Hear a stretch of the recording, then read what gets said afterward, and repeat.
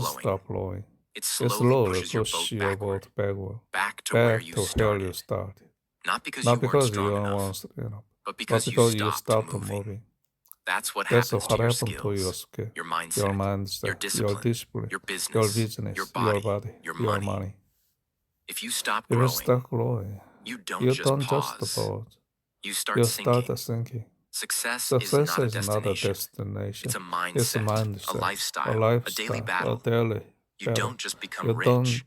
You stay hungry, stay sharp, stay humble. The moment you say, I've done enough, you've already started dying. Because money doesn't chase those who want comfort. It chases those who wake up every single day asking, how can I improve today? Even just by 1%. That hunger, that refusal to settle, that obsession with growth, that's what keeps winners winning and everyone else watching. Rule 8. Create a problem. Solve a problem. You don't need to wait for someone to hire you. You can make money by creating a problem people didn't know they had and solving it better than anyone else. The world doesn't just pay you for working hard. It pays you for creating something people didn't know they needed until you showed them. That's how wealth is born.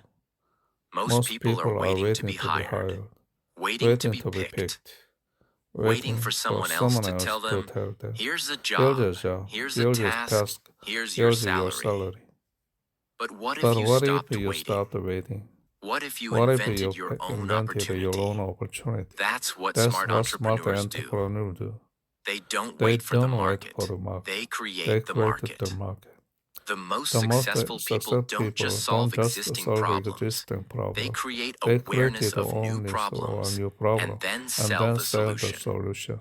That's how Uber, Airbnb, Apple, Canva, and YouTube became giants. People weren't screaming for these services. But once they saw the problem being solved, they couldn't go back. Before iPhones, nobody said, I need a smartphone with one button.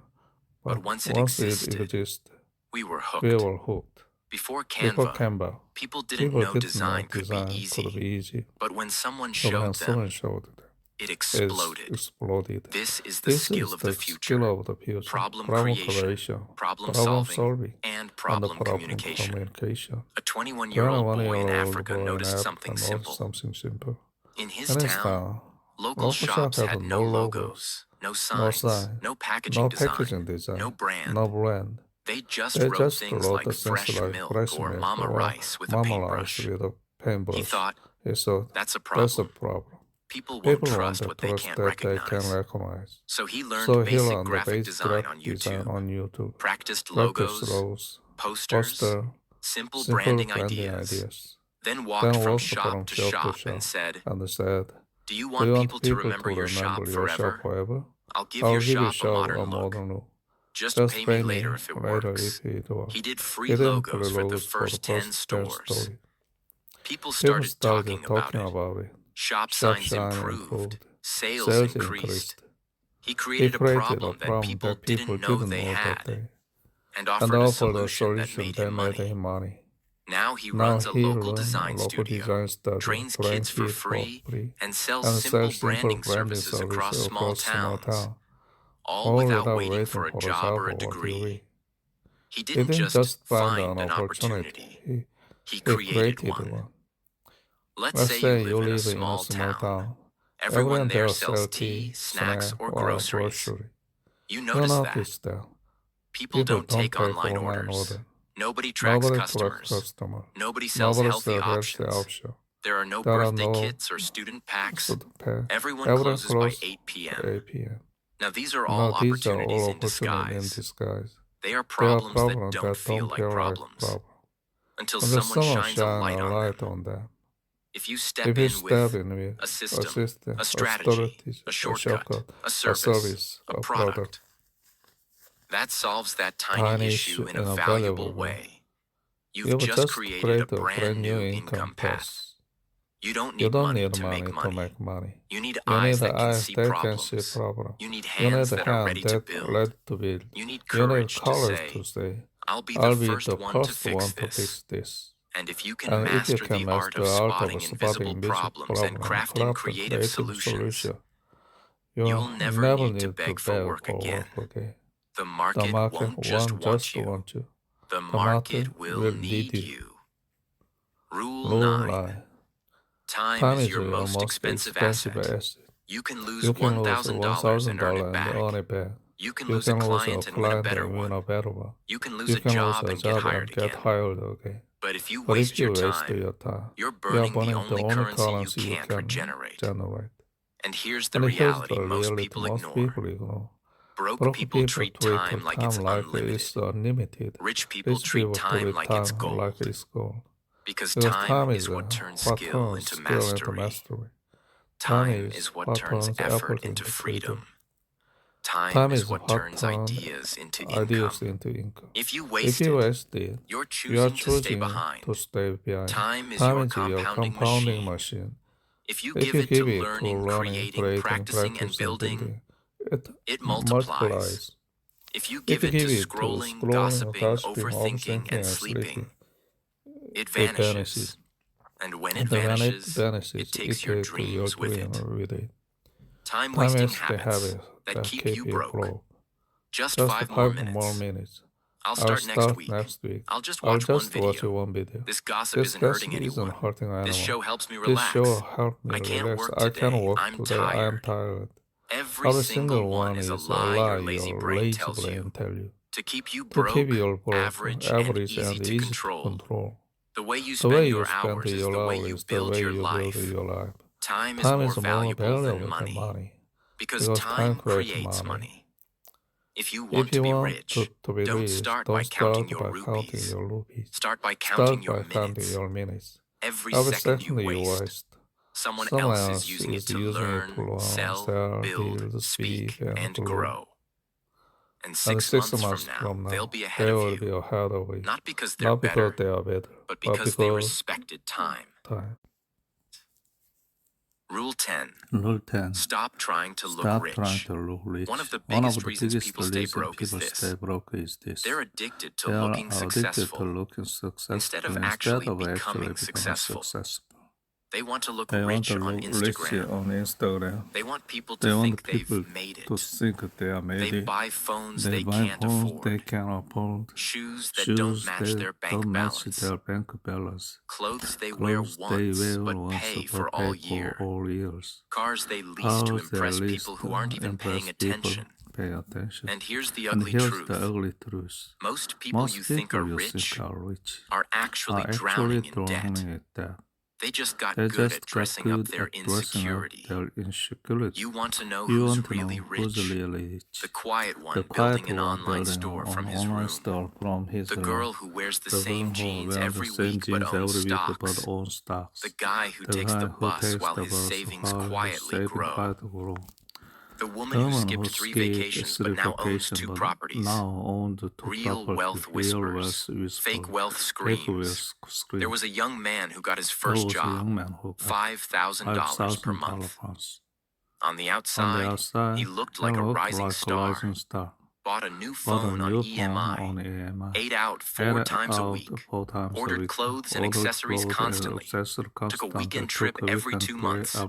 He never saved, never invested. But his Instagram, full of filters, resorts, fancy coffee, watches, and grind mode captions. People messaged him, "You're living the dream, bro." But behind the scenes, he was borrowing money from his cousin to pay rent. His bank balance was $100 at the end of every month. And when his company downsized after 8 months, he had nothing.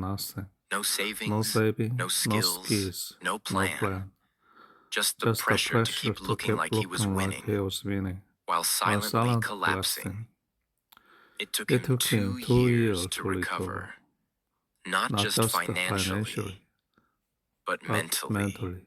Because the emotional cost of pretending was worse than the debt. Looking rich is easy, but it's also expensive, temporary, and fake. True wealth has no logo, has no audience, doesn't need to shout.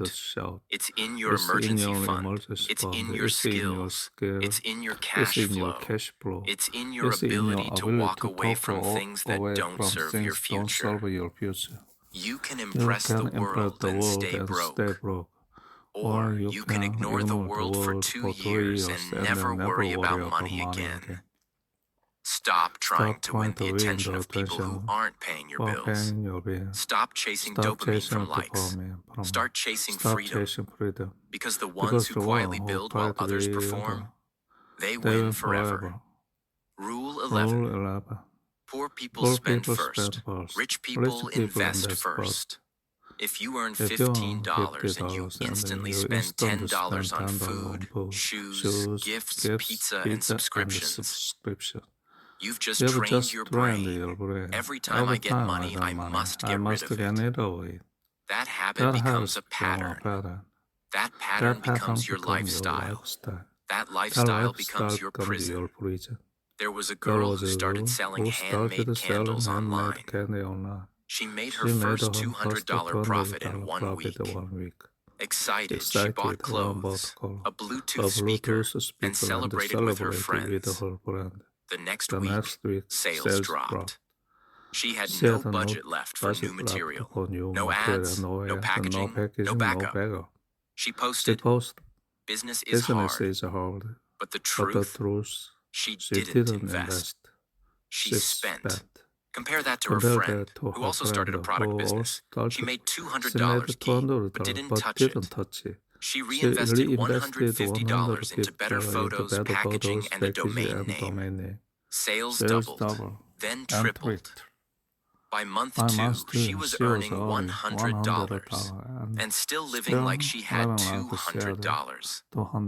Why? Because she didn't just want to make money. She wanted to build money. Here's how it works. Poor thinking. I made money. I deserve to spend it. Rich thinking. I made money. I need to protect and multiply it. If you can't manage $100, you won't manage $1,000. If you don't respect $50, you'll disrespect $5,000. It's not about how much you earn. It's about what you do with what you earn. Rich people use money as a tool to build more. Poor people use money as a reward for existing. That's the mindset shift that changes your entire life. Every time you receive money, no matter how small, press ask, how much of this can I save, invest, or reinvest? Not, what can I buy? Start small, 10% into a skill course, 10% into savings, 10% into a new tool. Even $20 invested in your business is better than blowing $200 on validation. Poor people see money as a moment. Rich people see it as momentum. Every dollar you keep, reinvest, or redirect toward growth becomes a seed. Every dollar you spend impulsively becomes a lost branch. And if you plant enough seeds now, one day, your money will start working harder than you ever could. That's when you stop trading time for survival and start building a life of real wealth. Rule 12. No one becomes rich by accident. Success is not luck. It's not fate. It's not genetics. It's a system. And systems are built by design. Most broke people believe one dangerous lie. Rich people are just lucky. They think he got rich because he knew someone. She had supportive parents. He was born in the right country. She got lucky on Instagram. They made it big because they had money to start. But let me tell you something brutal, real, and honest. Every financially free person you admire made decisions you're avoiding. They took actions you're not taking. They sacrificed in silence while others mocked them. They studied while others watched shows. They created while others consumed. They built habits that made them powerful. They invested while others spent. They didn't accidentally build freedom. They designed it like a machine, one small piece at a time. There was a boy who grew up in a small rural town. No Wi-Fi, no rich friends, no big school. His father ran a broken shop. His mother cleaned houses. He had a second-hand phone and used it only after 10 p.m. when the data pack was cheaper. But one thing was different about him. He didn't believe in luck. He believed in systems. He used that phone to watch one English learning video daily, practice freelancing skills at night, write content for imaginary clients, research real businesses, learn how to sell, how to build offers, how to price services. He created a daily checklist, 10 pages reading, one pitch to a real business, one skill upgrade, 10 minutes of silence for ideas, one rejection equals success badge. He treated his growth like a formula, not a fantasy. And within 3 years, that same boy was earning online from multiple clients. And his monthly income was more than what his father earned in a year. No luck, no support, no angel investor, just systems, just repetition, just design. Think of this like building a house. You don't get lucky and end up with a 3-bedroom flat. You follow a blueprint. You buy materials. You build the foundation. You work brick by brick. Success is no different. If you have no daily system, no money plan, no skill building process, and no long-term goal, then don't expect to accidentally land in a mansion. You'll never see a rich person say, I don't know how this happened, because they made it happen. You don't get rich by chance. You get rich by choice. And that choice must be made every single day. You must decide what your morning will look like, what skills you'll sharpen, what distractions you'll cut, what time you'll invest, what routines you'll commit to. That's how rich people win.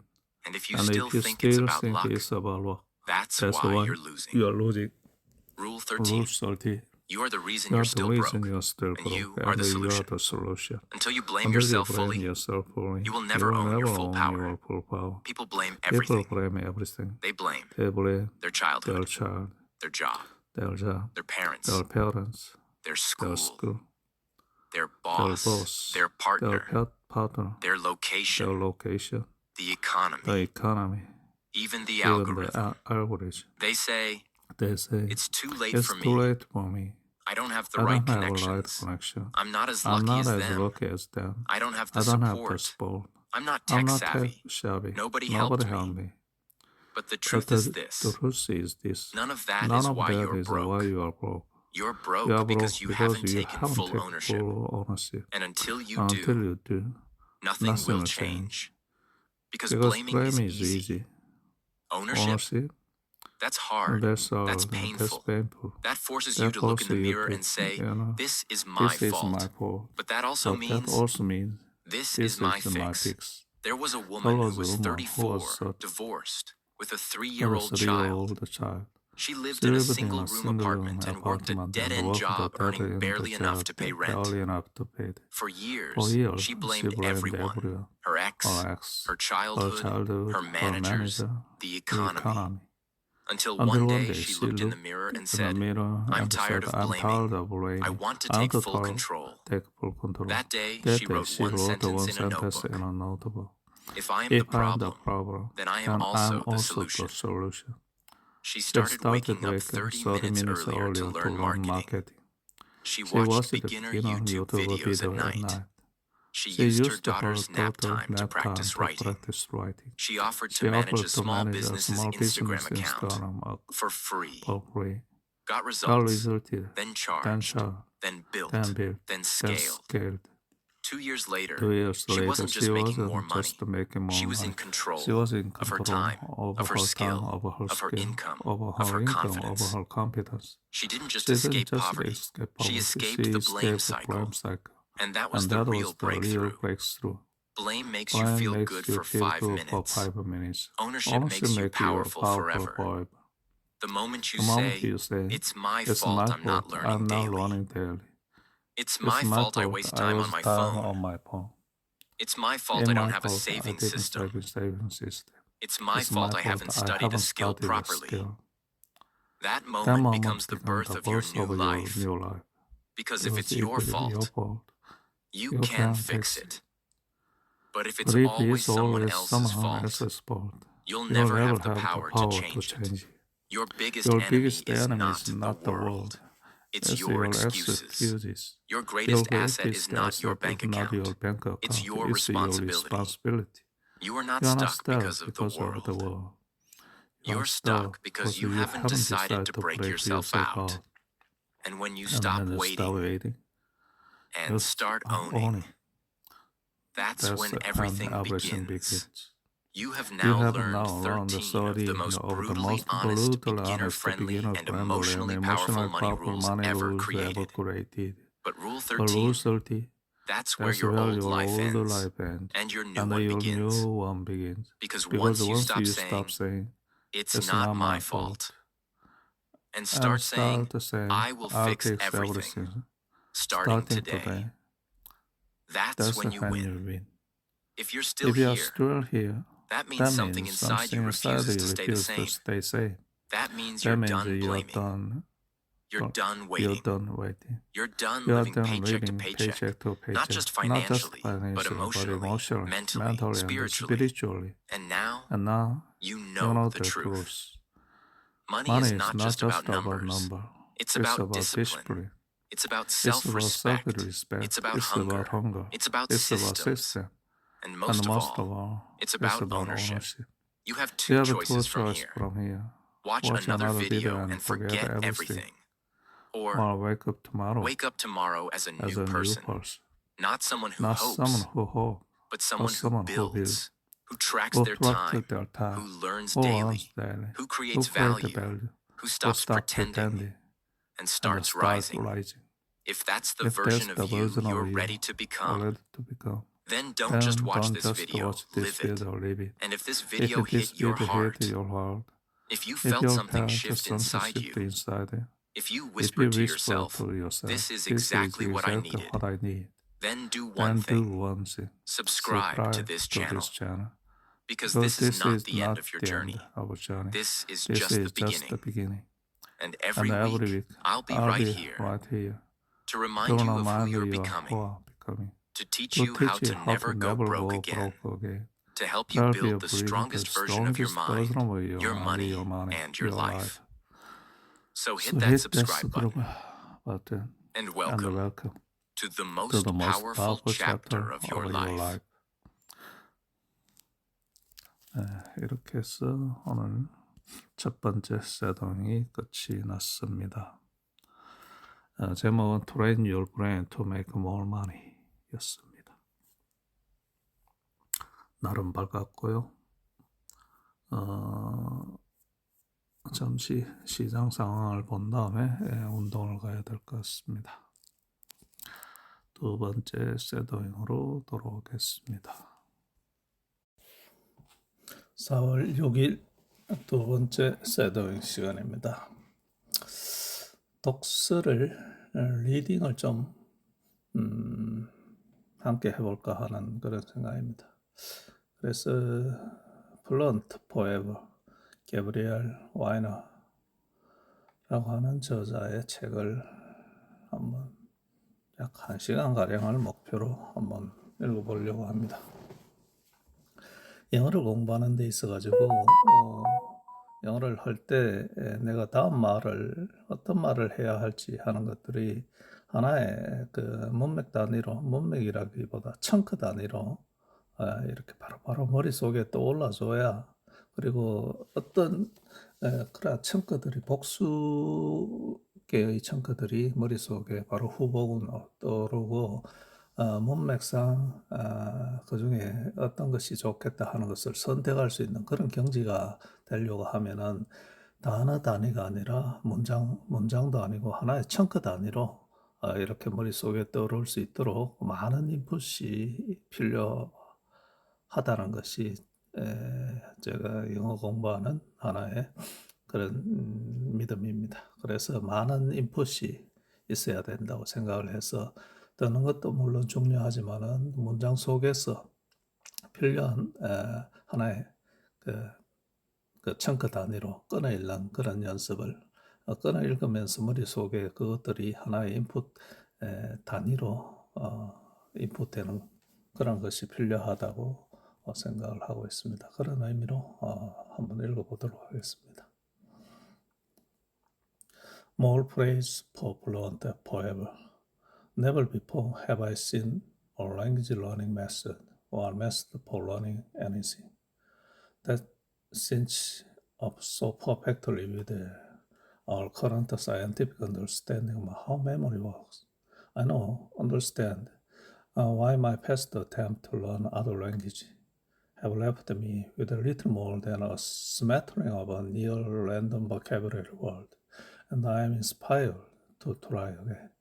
Fluent forever promise a personalized learning regimen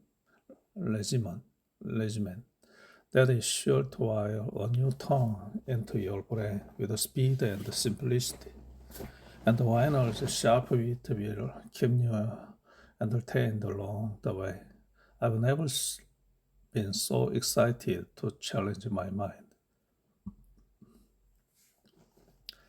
그리고 Fluent Forever is the book I wish I had during my numerous failed attempts at learning different languages. It's a refreshingly fun and engaging guide that shows you how to language hack your brain. Winer's done all the hard work so that the reader can actually enjoy the process of becoming fluent in a language quickly. Fluent forever more than meet the daunting challenge of learning a new language by giving the reader a solid game plan based on how people actually learn and memorize information. From the first chapter, I couldn't wait to get started using Weiner's techniques and tons of resources. His writing is engaging, smart, and conversational, making learning a real joy. If you've ever wanted to become fluent in another language, do yourself a favor and start reading Fluent Forever now. Malani Pinola, contributor, writer for Lifehack.com, and also our linked in 30 minutes. This is the book I will use next time I want to learn a new language. It employs an intelligent mix of the latest method for learning a language on your own using the web app and voice training tips in an accelerated time frame. Kevin Kelly, senior maverick at Wired and also of What Technology Want. I know what you are thinking, but learning a new language is so hard. The solution: stop being a winner and start the reading winner. This book is a winner, guaranteed to rewire your brain in as many languages as you like.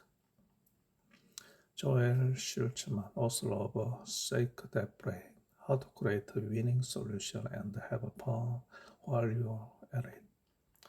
An excellent book, Warner writes in an engaging and accessible way, weaving in his personal language journey. His method, proven by his own achievement in his career, focused on pronunciation, avoid translation, and used spaced repetition extensively. And he offers lots of specific techniques to make sure you will never forget what you've learned. I'd recommend this book to anyone who is serious, not just aspiring, but really serious about becoming fluent in a foreign language. Kevin Chen, co-founder of Italki.com. Mash up the DNA of Steve Jobs and Aristotle, and add training in engineering and opera. And you got Gabrielle Weiner, whose ingeniously elegant system help us knucklehead learn not just foreign language, but well, everything. Auto-detectly joy. Harry, Heine, Oslo, thank you for arguing and the word hero. Americans refuse to realize that all languages are foreign, yes, including English. It's time we learned how to speak like the rest of the world, in more ways than one. This book is a hilarious toolbook that helps you get a hip start. Pick a foreign language, yes, including English, and viola. High five to Gabriel Wine, author of Dictionary Day, A Defining Passion. Fluent English, Gabriel Wine. Copyright 2040.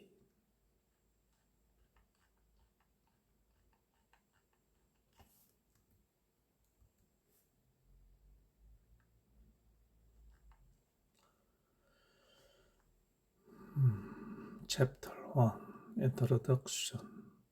Step. If you talk to a man in a language he understands, that goes to his head.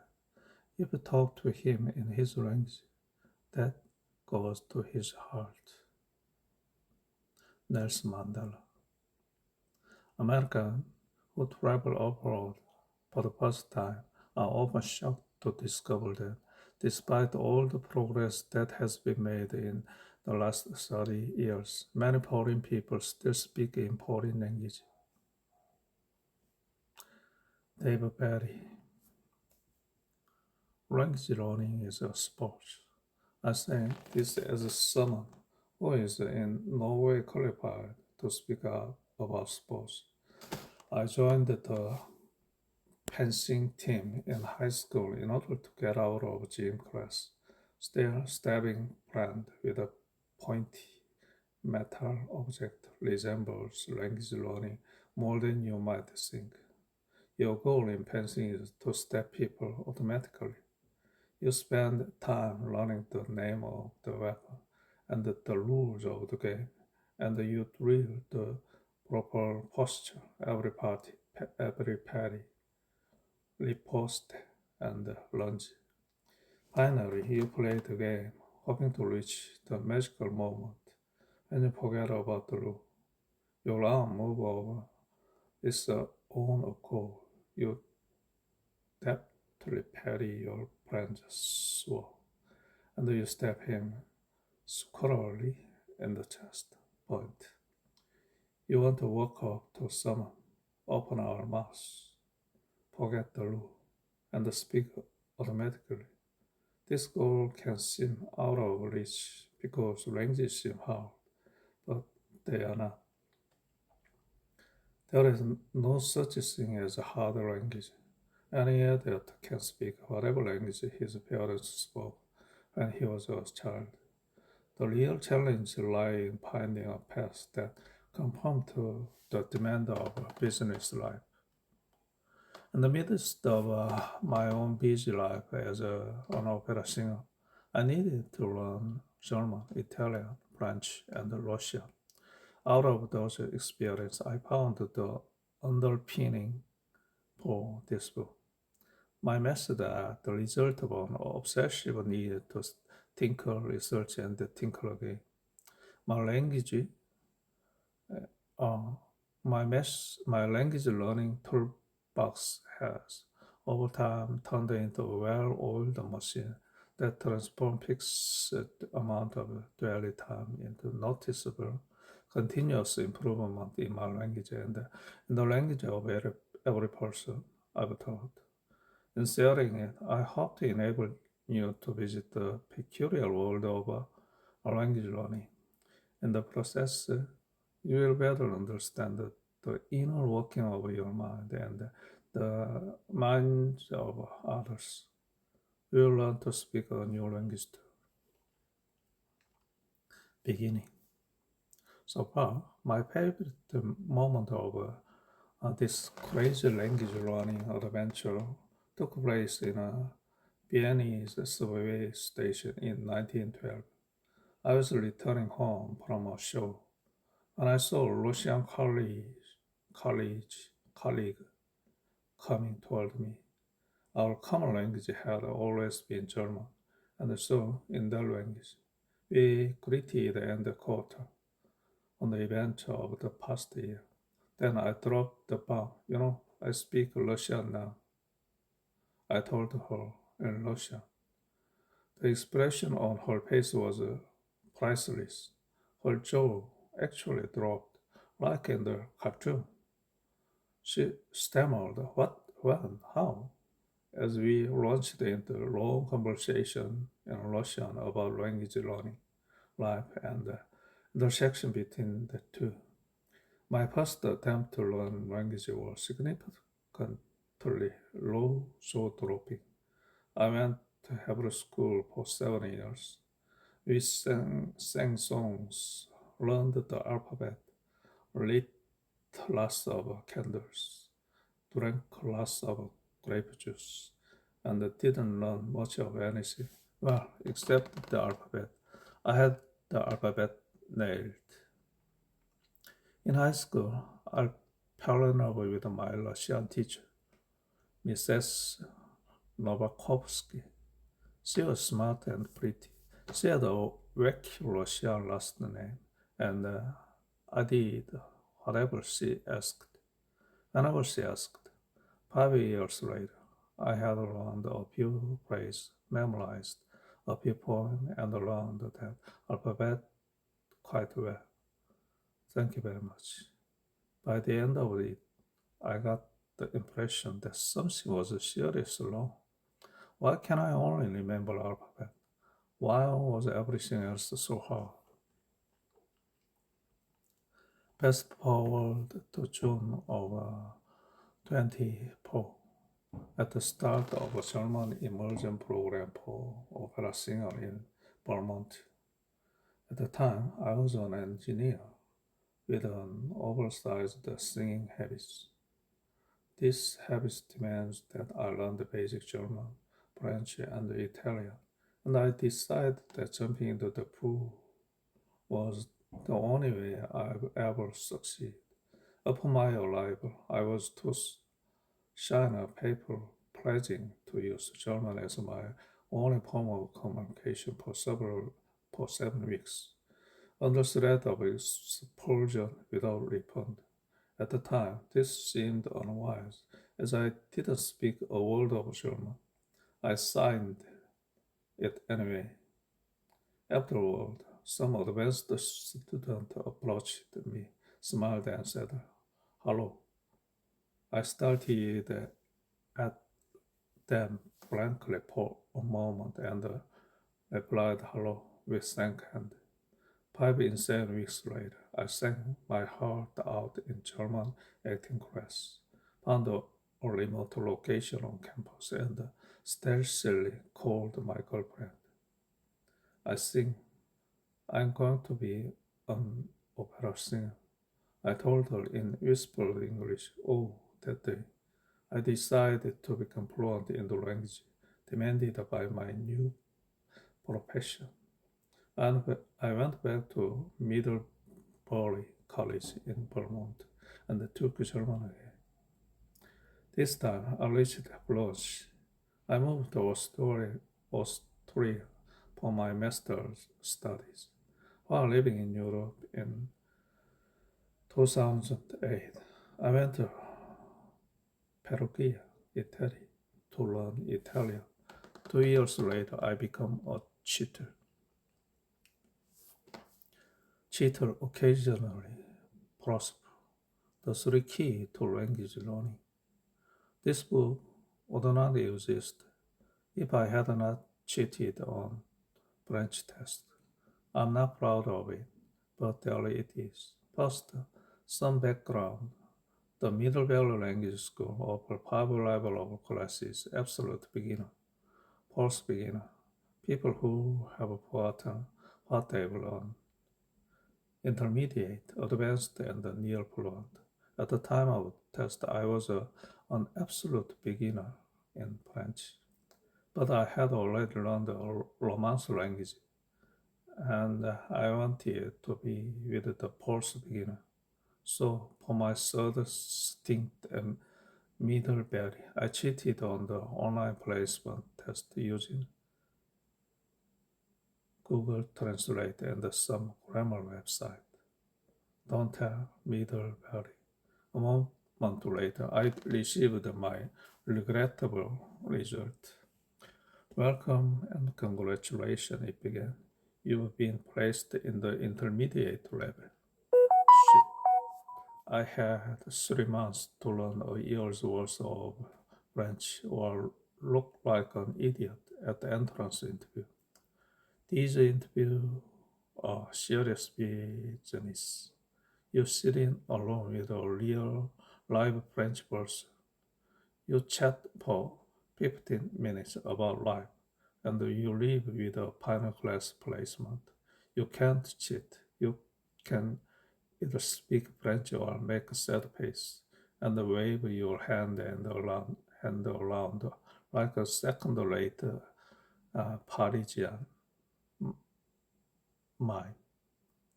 As I was in the middle of completing master's degree in opera and art song, the only free time I had was an hour on the subway every day and all day on Sunday. I frantically turned to the internet to figure out how to learn a language faster. What I found was surprising. There are a number of incredibly powerful language learning tools out there, but no single program put all of the new methods together. I encountered the three basic keys to language learning. 1. Learn pronunciation first. 2. Don't translate. 3. Use spaced repetition system. The first key, learn pronunciation first, came out of my music conservative training and is widely used by the military and missionary of the Mormon Church. Singer learn the pronunciation of language first because we need to shine in this language long before we have the time to learn them. In the course of mastering the sound of language, our ear become attuned to those sounds, making vocabulary acquisition, listening comprehension, and speaking come much more quickly. While we are at it, we pick up a snatch accurate accent. The second key, don't translate, was hidden within my experience at the Middlebury Language School in Vermont. Not only can a beginner student skip translating, but it was an essential step in learning how to think in foreign language. It made language learning possible. This was the fatal flaw in my earlier attempt to learn Hebrew and Russian. I was practicing translation instead of speaking. By throwing away English, I could spend my time building fluency instead of decoding sentence word by word. The third key, use spaced repetition system, come from language blog and software development. SRS, a flashcard on Stride based upon your input. They create a custom study plan that drive information deeply into your long-term memory. They supercharge memorization and they have yet to reach mainstream use. A growing number of language learners on the internet were taking advantage of SRS, but they were using them to memorize translation. Conversely, no translation proponent like Middlebury and Berlitz were using comparatively antiquated study method, failing to take advantage of the You computerized the learning tool. Meanwhile, nobody but the classical singer, the Mormons, seem to care much about pronunciation. I decided to use all of these methods at once. I used the memorization software on my smartphone to get the French into my head, and I made sure that none of my flashcards had a word of English on them.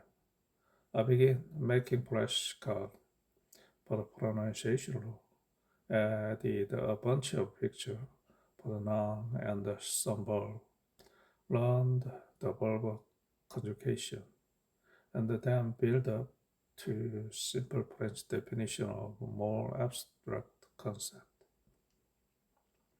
By June, in my hour a day on a subway, I had learned 3,000 words and the grammar concept. When I arrived at Middle Valley, I waited in a room for my entrance interview in French. This interview was meant to ensure that I hadn't done anything stupid, like cheat on my online placement test. It was the first time I had ever spoken French in my life. The teacher sat down and said, "Bonjour," and I responded right back with the very first word that came into my brain, "Bonjour." So far, so good. As our conversation evolved, I was amazed to find that I know all the words she was saying, and I know all the words I need to respond. I could think in French. It was halting, but it was French. I was stunned. Middle Valley bumped me into the other advanced class.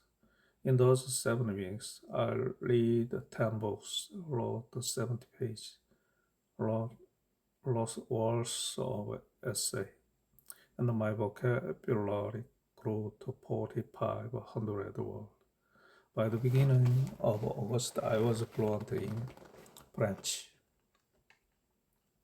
The game plan. What is fluency?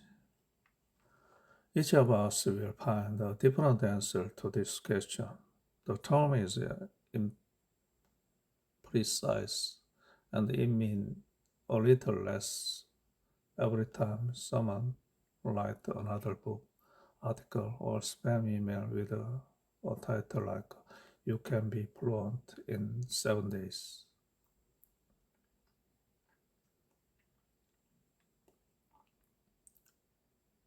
Still, we maintain an image of fluency in our mind. A summer afternoon in Parisian cafe, casually chatting up the waitress without needing to worry about verb conjugation or missing word in our vocabulary. Beyond that cafe, we must decide individually how far we wish to go. I would confidently describe myself as fluent in German. I've lived in Austria for 6 years and I will happily discuss anything with anyone. But I certainly need to dance around a few missing words to get out of 200-pound fine for my rental car's broken gas cap. Apparently, the word for gas cap is Tengdecker, and the word for I don't give a damn if I am the first person to drive this car. The spring holding the gas cap closed was detective. Start with das ist mir Wurscht and go on from there. You will have to determine for yourself whether your image of fluency include political discussion with a friend, attending poetry readings, working as a secret agent, or lecturing on quantum physics at the Sorbonne. We struggle to reach any degree of fluency because there is so much to remember. The rulebook of a language game is too long. We go to classes that discuss the rulebook. We learn drill about one rule or another.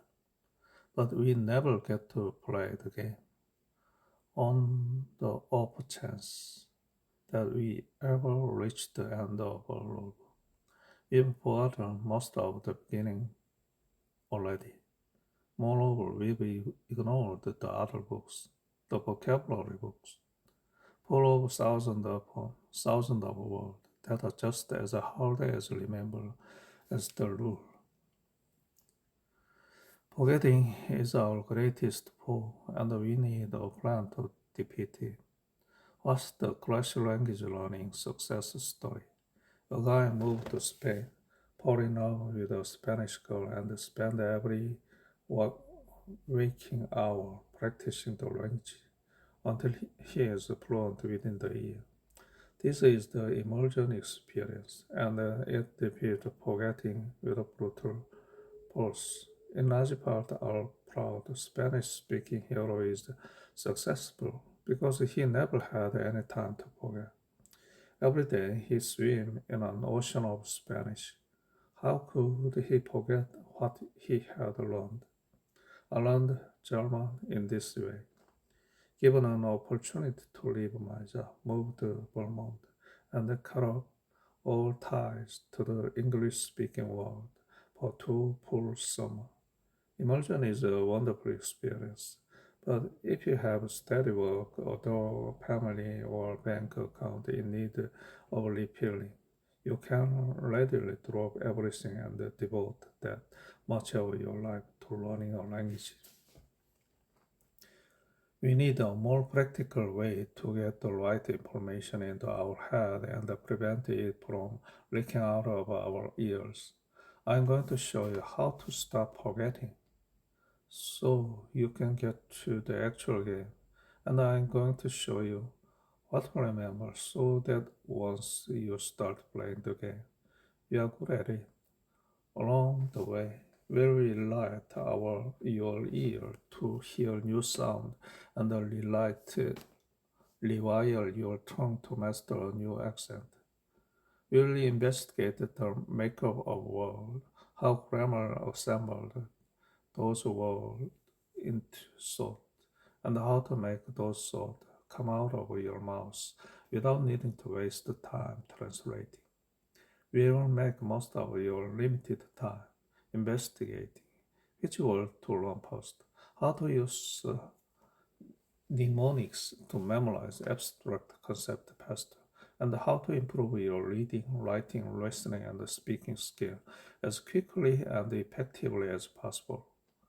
I want you to understand how to use the tools I've found along the way, but I also want you to understand why they work. Language learning is one of the most intensely personal journey you can undertake. You are going into your own mind and altering the way you think. If you are going to spend months or years working at that goal, you need to believe in these methods and make them your own. If you know how to approach the language game, you can beat it. I hope to show you the shortest path to that goal so that you can forget the rules and start playing already. After I learned German, I thought, oh, if I could just go back in time and tell myself a few things, I would have had a much easier time with this language. I had precisely the same thought after Italian, French, Russian, which I finally learned in 2012, and Hungarian 2030, the project. This book is my time machine. If I squint my eyes just right, then you are monolingual me from 9 years ago, and I am cheating a time paradox by helping you avoid all of the people and potholes that lead me to make my time machine. In the first place, you know how it is. How long does fluency take? To estimate the time you will need to consider your fluency goal.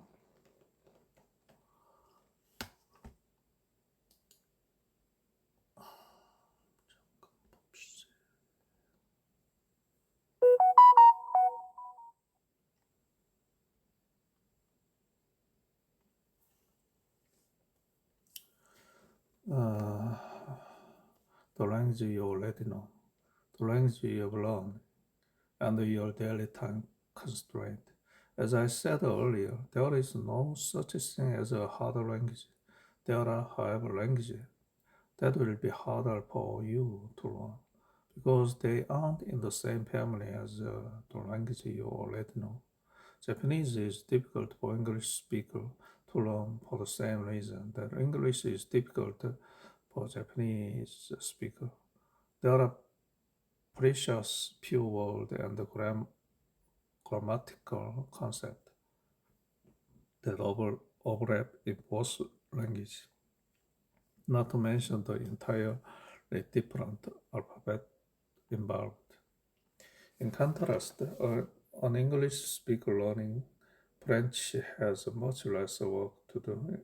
English vocabulary is 28% French and 28% Latin. As soon as an English speaker learns proper French pronunciation, he already knows thousands of words. The U.S. Foreign Service Institute ranks language by their approximate difficulty for native English speakers. In my experience, their estimates are spot on. As they predicted, Russian took me nearly twice as much time as French.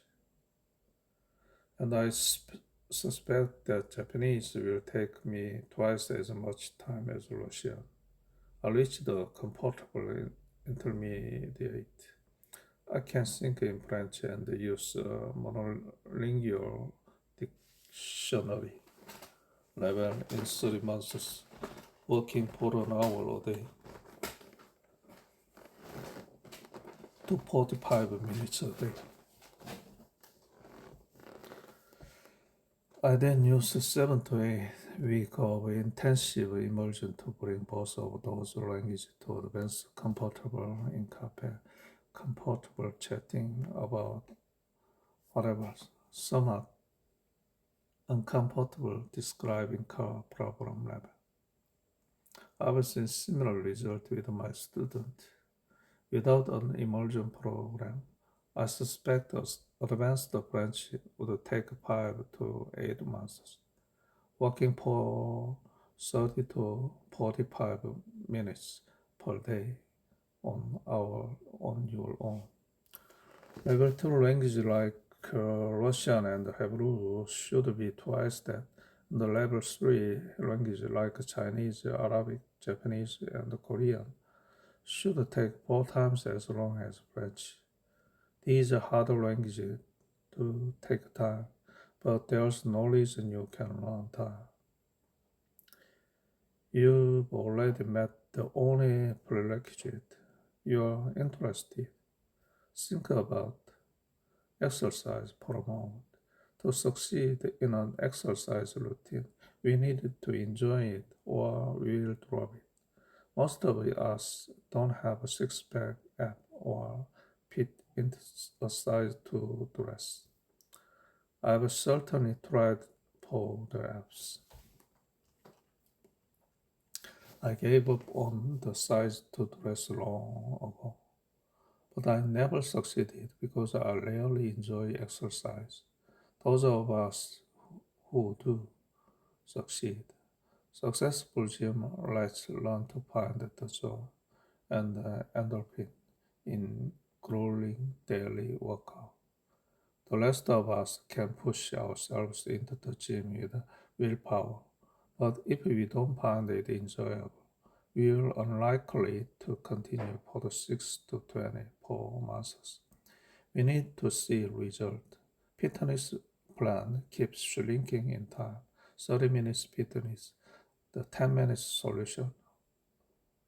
ultimate physical fitness in 5 minutes, the 3 minutes workout in an attempt to make something that's difficult seem more palatable.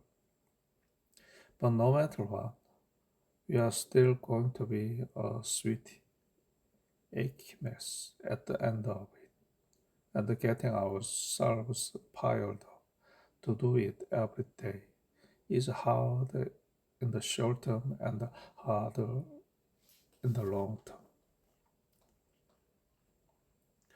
As long as language learning is hard, we will run into the same problem. Who enjoyed reading grammar and memorizing word list? Even if I promise you fluency in 30 seconds a day, you are going to have a hard time sticking to it if it's unpleasant. We are going to drop the boring stuff and find something more exciting. The tools I've assembled here are effective, much more important. They are fun to use. We enjoy learning is what addicts us to reading newspaper, books, and magazines, and browsing websites like Lifehacks, Facebook, Reddit, and the Huffington Post. Every time we see a new factoid in at 536, a dust cloud blotted out the sun over Europe and Asia for an entire year, causing famines that wiped out the population from Scandinavia to China. No one knows what caused it. Factoid. This means factoid. The pleasure centers of our brain burst into activity, and we click on the next link. In this book, we are going to addict ourselves to language learning. The discovery process for new word and grammar will be our new Facebook. The assembly process for new flashcard will be a series of quick art and craft projects. And the memorization process will be a fast-paced video game that's just challenging enough to keep us interested. There is no coincidence here. We learn better when we were having fun, and in looking for the fastest way to learn, I naturally ended up with the most enjoyable method. My favorite thing about language learning is this. I can basically play video game as much as I like without suffering deep existential regret afterward. I can't believe I just wasted 6 hours of my life playing stupid game of Facebook. I spend 30 to 6 minutes a day playing on my smartphone or watching TV. The TV series Lost is awesome in Russia. I get a language out of it. I feel productive and I have fun. What's not to like? Let's learn how to play. Do this now. The fast forward. An organizational note. Over the course of this book, I'm going to introduce you to lots of tools and resources. If you ever forget which one is which, you will find them all in the glossary of tools and terms at the end of this book, along with a brief explanation. With that said, let's get started. I intend to teach you how to learn rather than what to learn. We can discuss every word, grammatical system, and the pronunciation system that exists. So you will need some additional resources specific to your language of choice. Speaking of which, you should probably begin by choosing a language to learn. Choose your language. Choose a language based upon employment opportunities, difficulty, availability of resources, or number of speakers. But in the end, choose a language that you like. A leader on my website once asked me whether he should learn Russian or French. His relative speaks Russian. He loved the culture, but he was worried about the difficulty. French seemed like a safe alternative. Never settle for safe when you can have fun instead. Your language will become a constant companion, living in your head. If you like your language, then you will have fun studying it. And when you have fun, you will learn faster. You have many resources at your disposal. Language book. Get yourself some books. Some sit down and spend months or years organizing the information you need, and you can have all of the effort in the palm of your hand.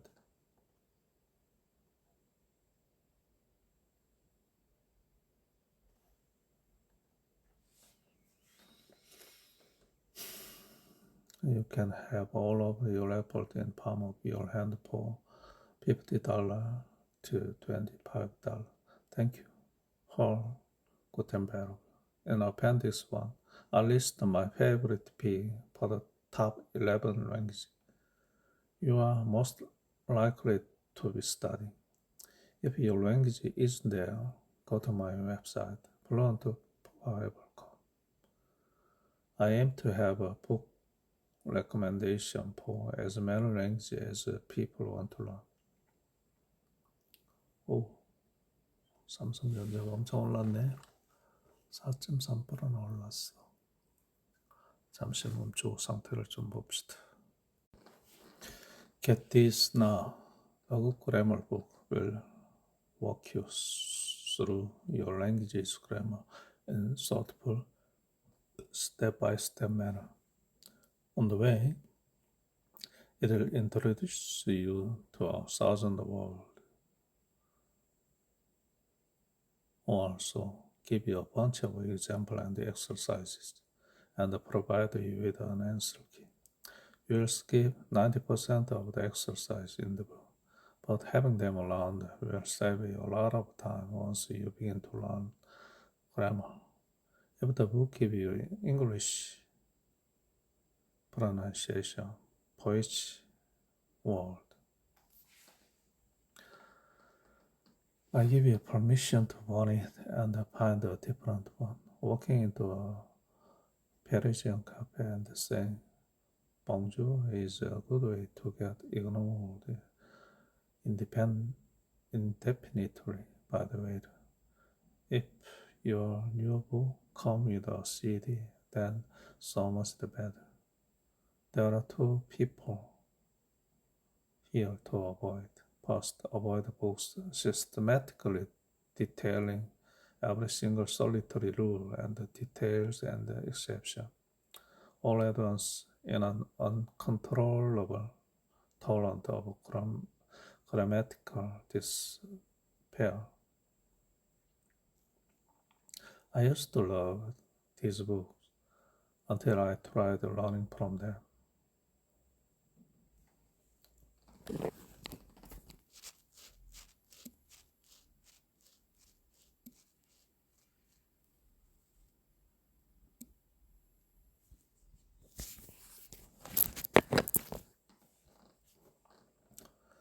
There was two people here to avoid. First, avoid books systematically detailing every single solitary rule and detail and exception, all at once in an uncontrollable torrent of grammatical despair.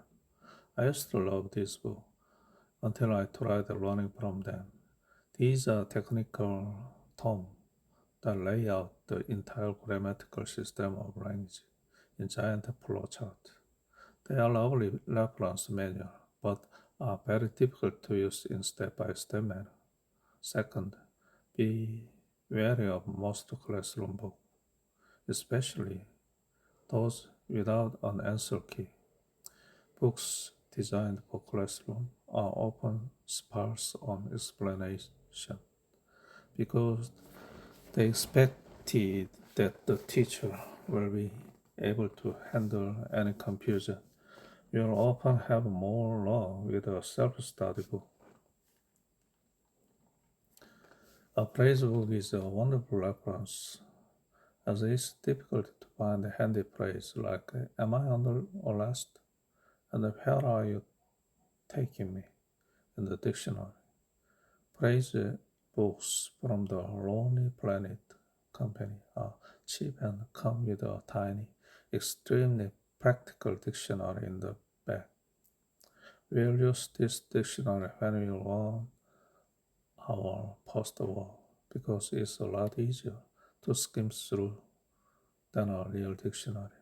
We will grudgingly allow bonjour here, but only because there are no praise books without it.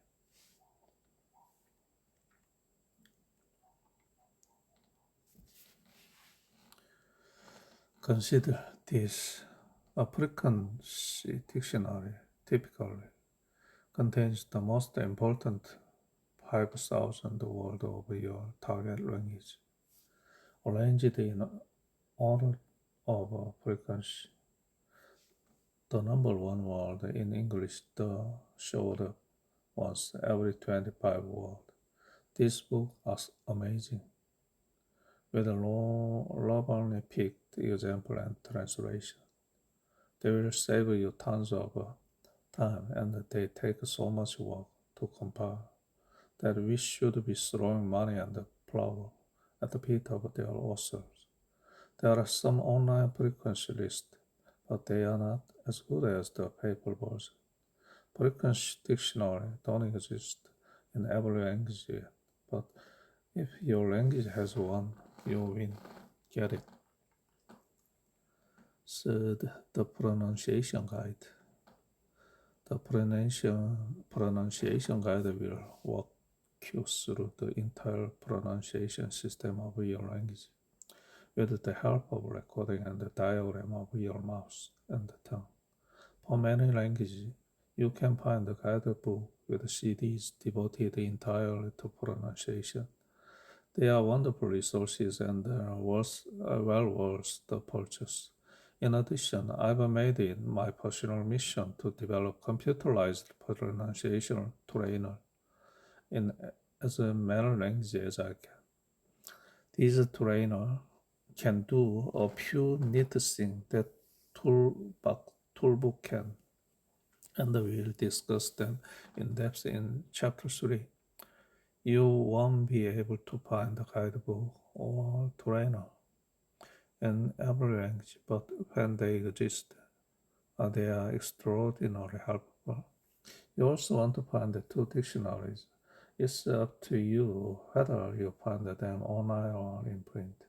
The first is a traditional bilingual dictionary with an accurate pronunciation listed for every word. Again, if you see bonjour, bonnet. If you see funny symbol, keep it. We'll make a friend with the International Phonetic Alphabet in chapter 3. The second is a monolingual dictionary, which has actual definition rather than translation. You will never see bonjour in one of these, so don't worry about finding your lingua later. You may also want a semantic vocabulary book. This book arranges the word in your language by theme: word about cat, word for food, medical word, and so on. They handy for customizing your vocabulary. We'll talk about them in detail in chapter 6. For the intermediate, if you are already spent some time studying your target language, adjust your shopping list as follows. First, if you already have a grammar book, make sure that you actually like it and that it's sufficiently challenging.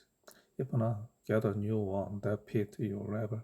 Second, if you don't have a phrase book, they are worth having. Even if you've already reading books in your target language, you might not know how to ask about business hours or rental car insurance. A phrase book will let you look up sentences for many day-to-day situations that don't show up in books. So you probably don't have a frequency dictionary yet, and you will use it much earlier than a beginner. Go get one. Last, hold up on a pronunciation book or trainer until the end of chapter 3. You will have a better idea then as to whether you will need one. The internet is filling up with a free grammar guide, pronunciation guide, frequency list, and dictionaries of all shape and size. The quality varies drastically from site to site and changes daily. You can learn a language from free on the net, but you will be able to do faster if you combine the best internet resources with a well-written book.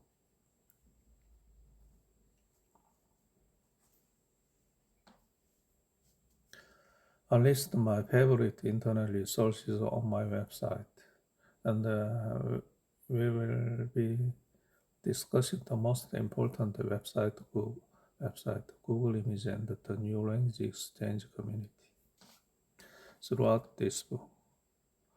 Tutor and the programs. If you need a faster result and have some pounds to spare, you can speed up your learning with a private tutor who are extremely affordable at italki.com or intensive program at home and abroad. The fastest route to plus is also the least convenient. Intensive immersion program will provide 20 plus week hour of class time, 10 to 20 weeks hour of homework, and a strict no English policy. You will live with a comfortable proficiency in your language of choice in exchange for 2 months of your life and a wealth of cash. Some of them have a generous financial aid policy if you apply early enough. So they may be within your reach if you lack the fund but have the time. Language classes. In this book, we are going to discuss the process of learning a language on your own outside of the classroom. But if you are already enrolled in a class or if there are some good affordable classes afforded nearby, then be sure to check out Appendix 6, how to use this book with your classroom language course. Fast forward. In the coming page, we will knock down language challenges one by one. I will introduce you to a memorization system that will allow you to remember thousands of facts effortlessly and permanently. Then we will determine which path to learn. I will guide you step by step through your language's sound, word, and grammar. Every step of the way, we will use your memorization system to learn more rapidly. Finally, we will develop your listening and reading comprehension as we pave a path toward fluent speech. Along the way, I will show you all my favorite toys. I like finding a way to make our life more efficient, even when finding a faster way to do something takes more time than simply doing it. Someday, the months I spend memorization 100 composers' birth date and death date will pay off in time saving, but it hasn't quite yet. When it comes to efficiency in language learning, I got lucky. I need to learn 4 languages to fluency for my singing. Beyond this, I want to learn Yiddish, Hebrew, and Hungarian to speak with my relatives, and I am fascinated by Japanese. With so many languages to learn, I could spend an enormous amount of time looking for efficiency and still justify the time expense. As a result, I have a chest full of knit tool and a toy to play with. We'll begin with my favorite one, the spaced repetition system.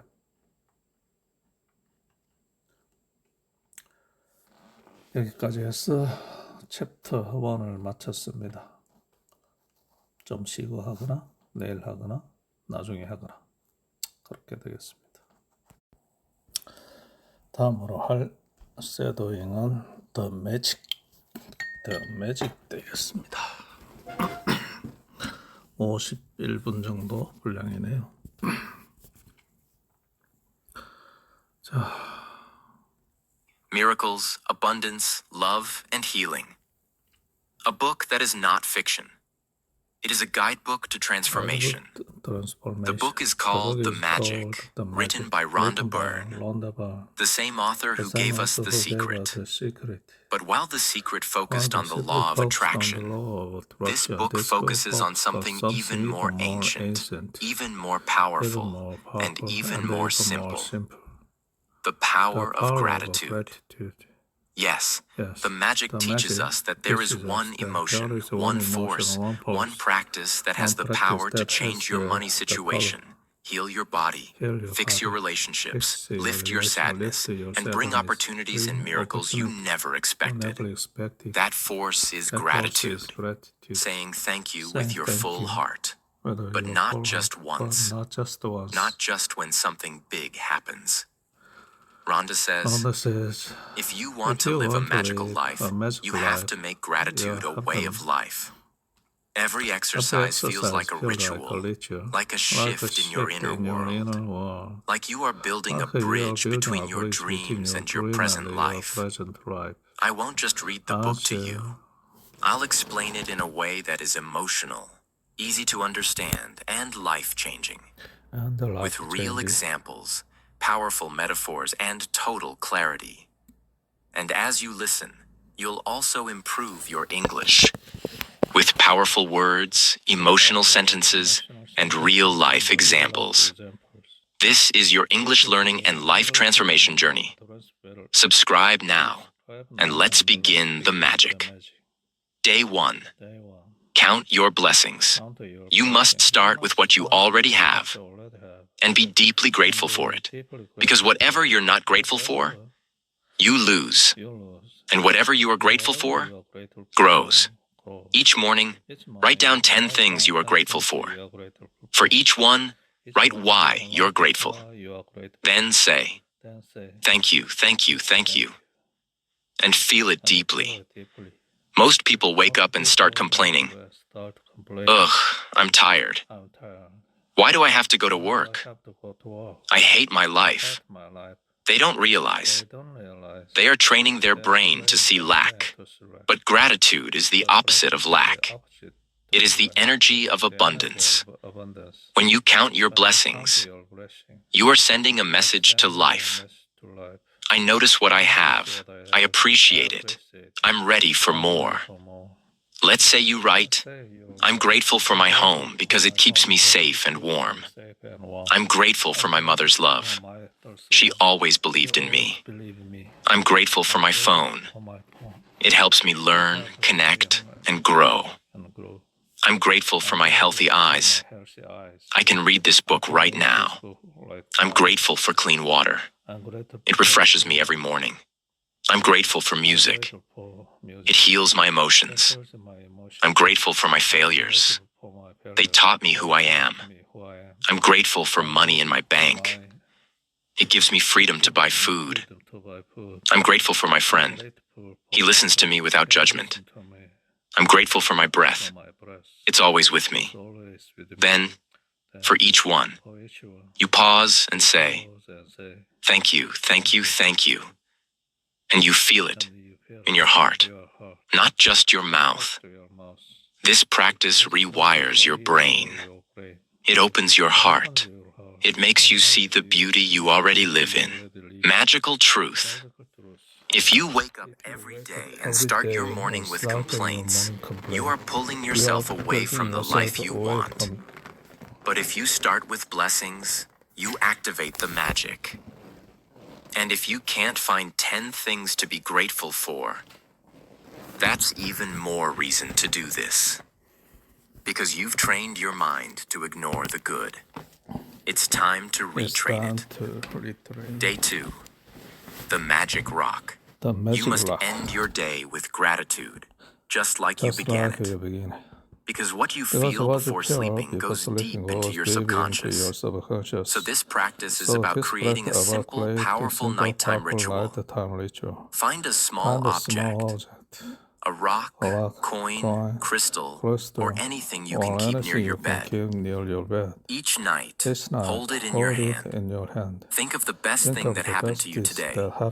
Feel gratitude deeply and say, thank you, thank you, thank you.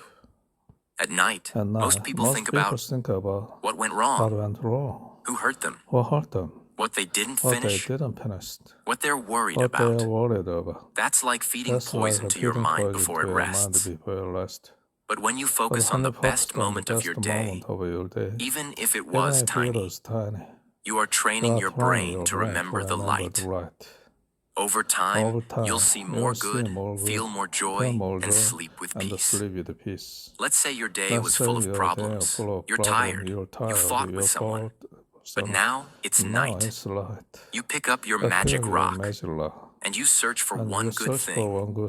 Maybe your tea was warm and perfect. Maybe your daughter hugged you. Maybe you saw a beautiful sunset. Maybe you heard a song that touched your soul. Now close your eyes. Hold the rock. Whisper. Thank you, thank you, thank you. You are closing the day with light, not darkness. That's real magic.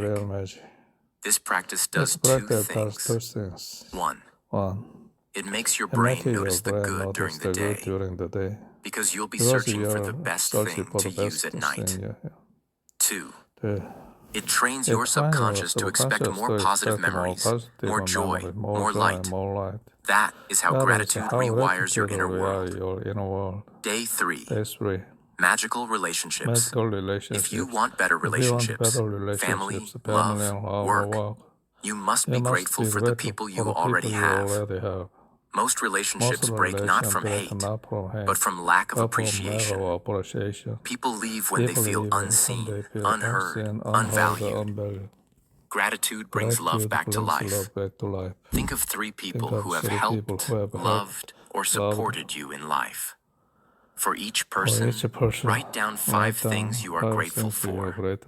As you write, say their name and feel deep appreciation.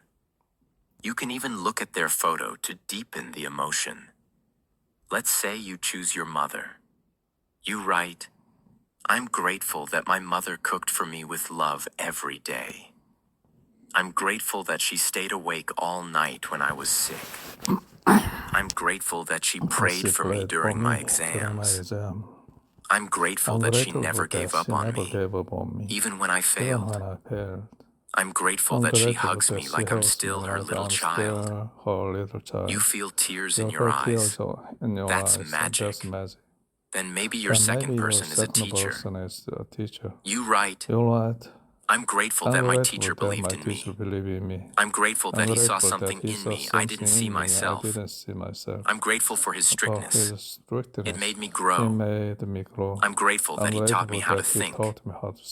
I'm grateful that he gave me confidence. And third, you write about a friend or even someone who is no longer in your life.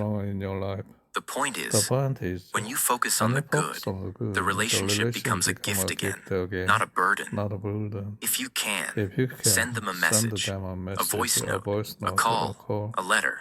Tell them, I was thinking about you today. I just wanted to say, thank you for everything you've done for me. Watch what happens.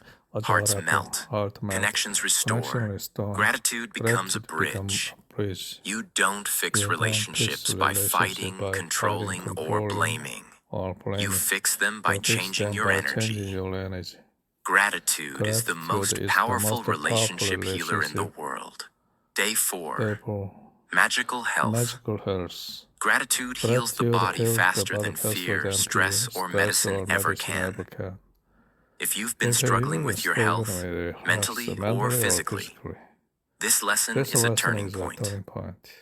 Most people only think about their health when something is wrong. They say, I'm tired. My back hurts. Why am I always sick? But the magic teaches us this truth.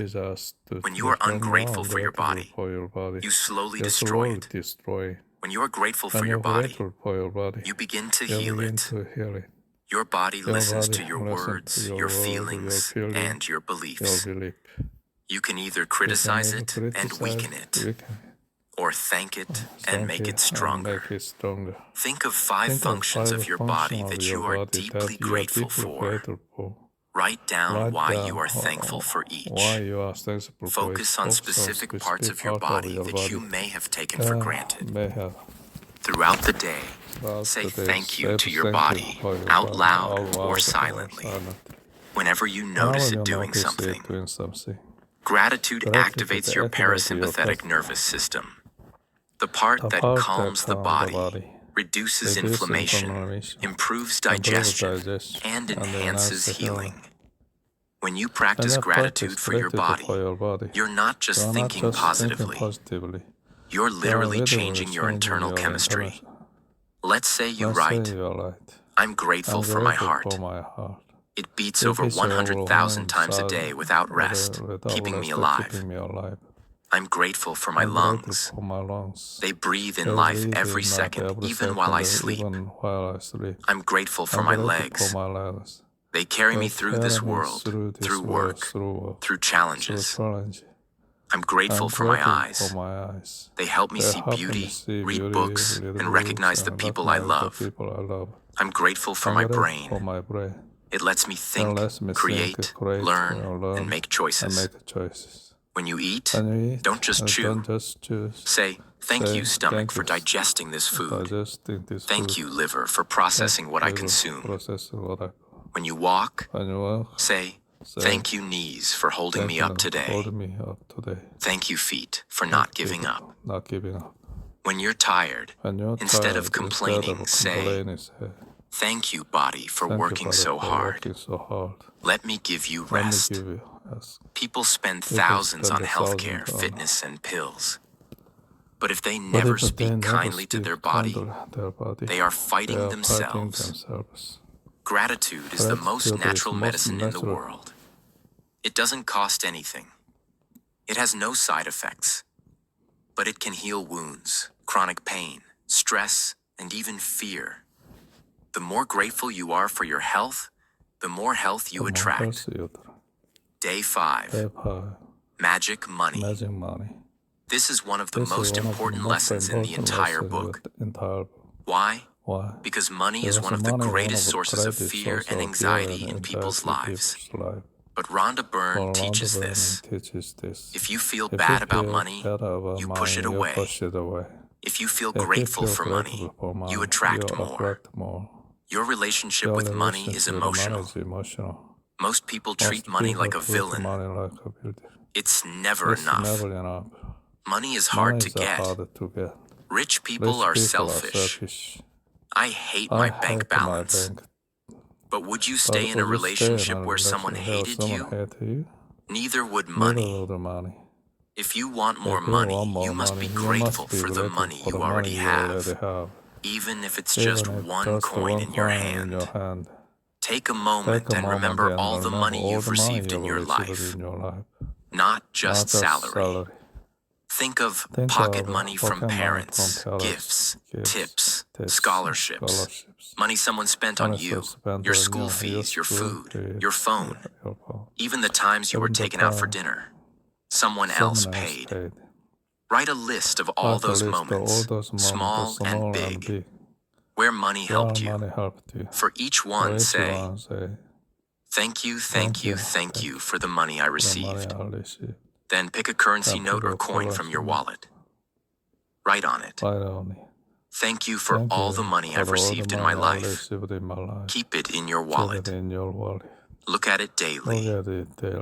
Money is energy, and your emotions are magnets. If you look at your wallet and feel fear, you attract more lack. If you look at your bank account and feel gratitude, you open the door to more. Most people say, "I'll be grateful when I have more money." But the magic flips it. You'll have more money when you are grateful. You remember when your uncle gave you 500 rupees for your birthday, when you found a 20 rupee note on the road, when your teacher bought you lunch, when you won a cash prize in school, when you were too broke to pay and your friend covered the bill. Instead of brushing it off, you say, "That was the universe helping me. Thank you." You remember the blessings, not the gaps. That rewires your financial energy. Don't say, "I can't afford this." Say, "I'm so grateful for the money I have, and I trust more is on the way." Don't say, "Money disappears fast." Say, "Thank you for every rupee that served me, and thank you for what's coming." When you feel rich, you invite richness. Day 6. Works like magic. This lesson is about something we all do. Whether you're a student, a shopkeeper, a content creator, or a doctor, it's about your work. And whether you love your job or hate it, gratitude has the power to transform your experience and your results. Your job is not just a way to earn. It's a relationship with people, skills, service, and growth. But most people go to work with this energy. "I'm tired. This is boring. I'm underpaid. No one values me." That energy poisons your performance. It closes the door to promotions, ideas, connections. Rhonda teaches, when you become grateful for your work becomes magical. Think of every part of your work that you can be grateful for. Write a list. At least 10 things that you appreciate. Before starting your work today, say, "Thank you for my job. Thank you for the opportunity to serve, learn, and grow." Throughout the day, silently repeat thank you whenever something goes well. 네, 재미가 없어 중간에 멈췄고 다음은 Think and Grow Rich, 나폴레옹 힐이죠. 유명한 거죠. 그것의 썸머리가 되겠네요. Today I want to share something incredibly important with you. Something that has the power to change your life forever. I promise you, after watching this video, you will walk away with new knowledge and inspiration that will help you take steps towards success. So don't miss this lesson. It's going to be life-changing. Let me ask you a few questions. How much money do you make right now? Are you satisfied with where you are financially? Do you dream of owning your dream car, a beautiful house? Do you want to be the successful person in your family or even your entire town? Think about it. What are you doing to achieve that success? Are you working hard every day to reach your goals? Or are you just getting by, hoping things will magically fall into place? How much savings do you have? If you fell sick tomorrow, would you be able to survive without worrying about bills? Or do you only have enough to buy your favorite food, pay for your internet bill, and cover rent? Now ask yourself, do you want to travel the world? Do you want to experience life on your own terms without worrying about money? I know right now you might be wondering, what is this person talking about? Well, let me tell you, this video is all about how to become successful. I want to talk about a book that has changed millions of lives. Trust me, I'm not lying when I say this book is one of the best resources to help you achieve success. The book is called Think and Grow Rich by Napoleon Hill. Now, let me make one thing clear.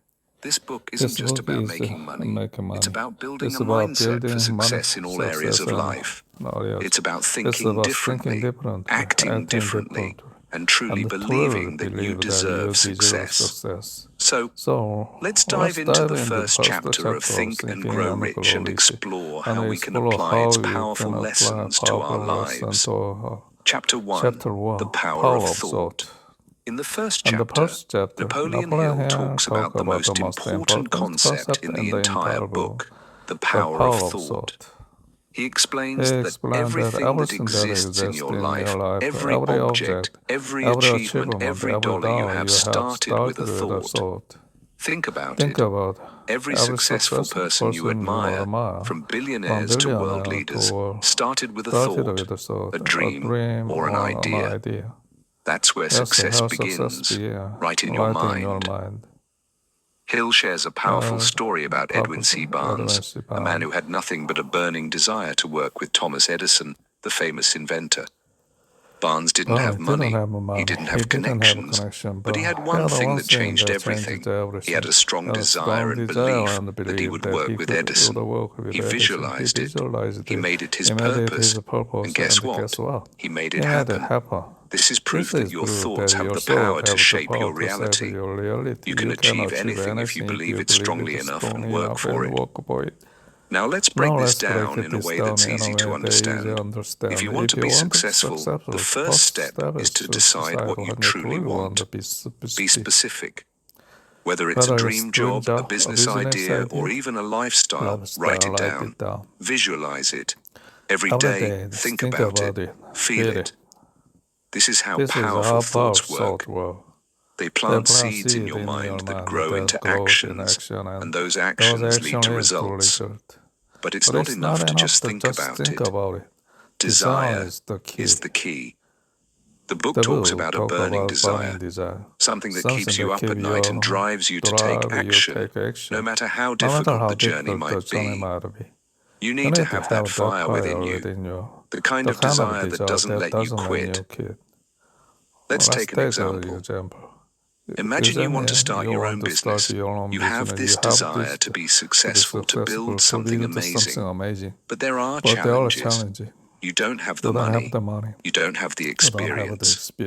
But what you do have is desire. If you stay focused on your dream and work hard every single day, desire will lead to opportunities. Just like Barnes, you will find ways to make your dreams come true, no matter the obstacles. Now, let's talk about faith. Faith is another powerful force in this book.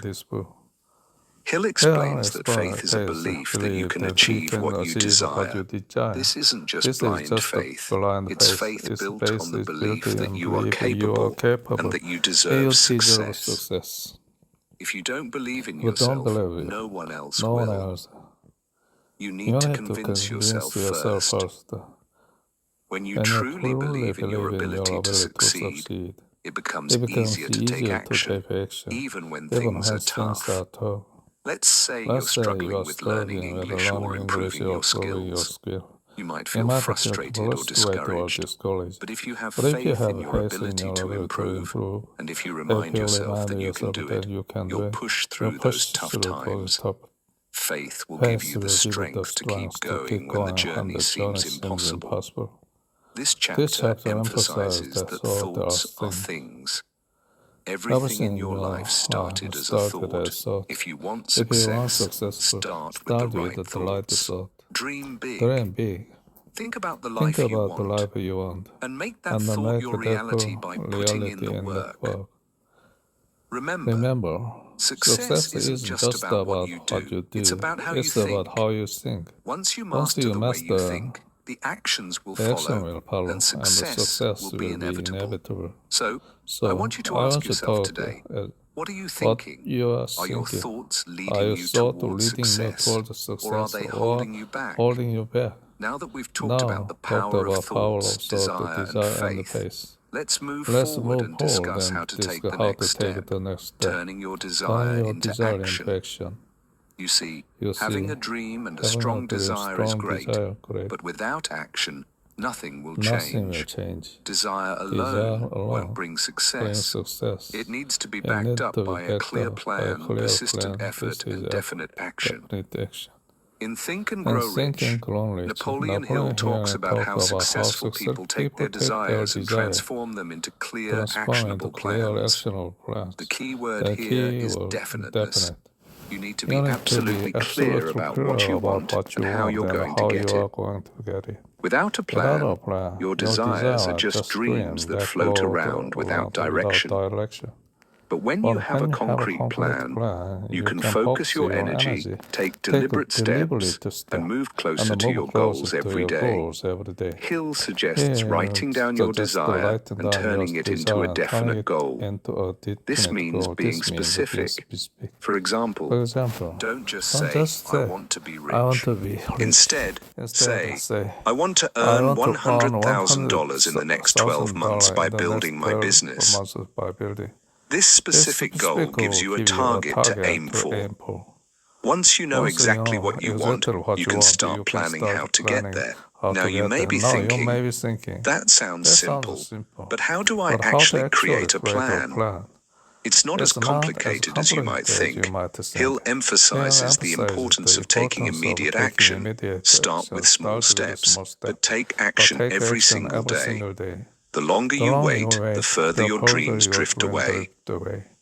But when you take immediate action, you start building momentum, and momentum creates results. Let's use an example. Imagine you want to improve your English. Instead of saying, I want to speak fluent English, make it specific. I want to be able to have a 5-minute conversation in English with a native speaker in the next 3 months. Now, you have a clear goal. Your next step is to plan how to achieve that. Maybe you'll start by practicing 15 minutes a day, watching English videos, or finding a conversation partner. You don't have to know everything at once. What matters is getting started. But here's where many people get stuck. They think they need to have it all figured out before they start. That's a trap. You don't need to know everything. In fact, the act of starting is often what leads you to the knowledge and resources you need. Think of it like driving a car in the dark. You may not see the entire road ahead, but if you keep moving forward, your headlights will light up the way. Hill also emphasizes the importance of persistence. One of the biggest reasons people fail is that they give up too soon. Success doesn't come overnight. It requires dedication, hard work, and an unwavering belief that you will succeed even when the road gets tough. Many successful people faced failures and setbacks before they made it, but they didn't let those failures stop them. They used them as lessons to grow stronger. Think about Thomas Edison, who invented the light bulb. Before his success, he faced over 1,000 failed attempts. When asked about his failures, Edison said, I have not failed. I've just found 1,000 ways that won't work. This mindset is exactly what you need. Failure is not defeat. It's simply part of the journey. Every time you face a setback, you're one step closer to finding what works. Don't let obstacles discourage you. Let them fuel your desire to succeed even more. The next key lesson Hill talks about is the importance of autosuggestion. This means feeding your mind with positive thoughts and affirmations.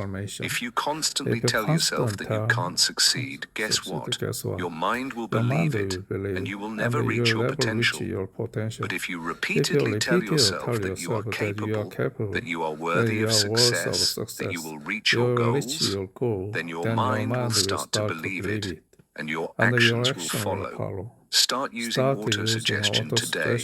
Write down your goals, your dreams, and your affirmations. Read them aloud every day, as if you already have what you want. For example, if your goal is to be fluent in English, say, I am becoming fluent in English every day, and I'm confident in my speaking ability. The more you repeat this, the more your belief in yourself will grow. But it doesn't stop there. To truly make this work, you need to visualize your success. Imagine yourself already achieving your goals. Feel the emotions you will feel when you accomplish what you've set out to do. See yourself living your dream life. Visualization is a powerful tool that prepares your mind and body to accept success. It creates a clear image of what you want and helps you take the necessary steps to get there. Let's use an example. If you dream of owning a house, close your eyes and picture yourself walking through your dream home. Imagine the layout, the colors, the furniture. Feel the pride and joy you will experience when you achieve that goal. When you consistently visualize success, it becomes easier to take the actions that will lead you there. Hill also talks about the importance of mastermind groups, surrounding yourself with people who support and encourage you. You cannot succeed alone. Find people who share your vision and who will help you grow. A mastermind group is like a team of mentors, coaches, and friends who motivate you, provide advice, and help you stay focused on your goals. Now think about your journey. Are you willing to take that first step? Are you ready to turn your desire into action? If you are, then start today. Don't wait for the perfect moment, because the perfect moment will never come. Take small steps, but make those steps consistent. Remember, success is not a destination, it's a journey. It's not about reaching the goal, it's about becoming the person who can achieve it. Persistence, action, faith, desire. These are the building blocks of success. The more you apply these principles in your life, the more you'll see results. Trust in the process. Keep moving forward and never stop believing in yourself. Success is within your reach. All you need to do is take that first step. You've already heard about the importance of faith and belief, but now we're going to talk about something that will push your success to new heights. Imagination. This is where your dreams begin to take shape. Imagination is a force that can propel you from where you are today to where you want to be. It is the key that unlocks the door to all your desires. Napoleon Hill, in Think and Grow Rich, calls imagination the workshop of the mind. Think about it for a moment. Everything you see around you, the buildings, the cars, the phones, started as a thought in someone's mind. Before anything becomes reality, it must first be imagined. And that's exactly what you need to do to achieve success in your life. You must imagine your success into existence. Your mind is a magnet. It draws to you whatever you believe and think about most. If you focus on negativity or fear, that's what you'll attract. But if you focus on success, visualize it, and truly believe in it, your imagination will guide you towards your goals. Your imagination can create the future you want if you only dare to dream big enough. This is not just some wishful thinking or daydreaming. Visualization is a powerful technique used by the most successful people in the world. Athletes, entrepreneurs, inventors, and leaders have all used their imagination to manifest their success. But how do you use imagination in a way that creates results? First, you need to create a clear mental picture of what you want. Do you want to own your dream house? Do you want to start a successful business? Do you want financial freedom? Whatever your goal is, you must begin by creating a vivid image of it in your mind. Close your eyes and see yourself living that dream. Feel the emotions that come with it, the excitement, the pride, the joy. Imagine the sounds, the colors, the textures. The more real you can make this vision in your mind, the more your mind will work to make it real. But here's the key. Your imagination must be specific. Don't just imagine being successful. Be precise. What does success look like to you? Is it a mansion by the beach?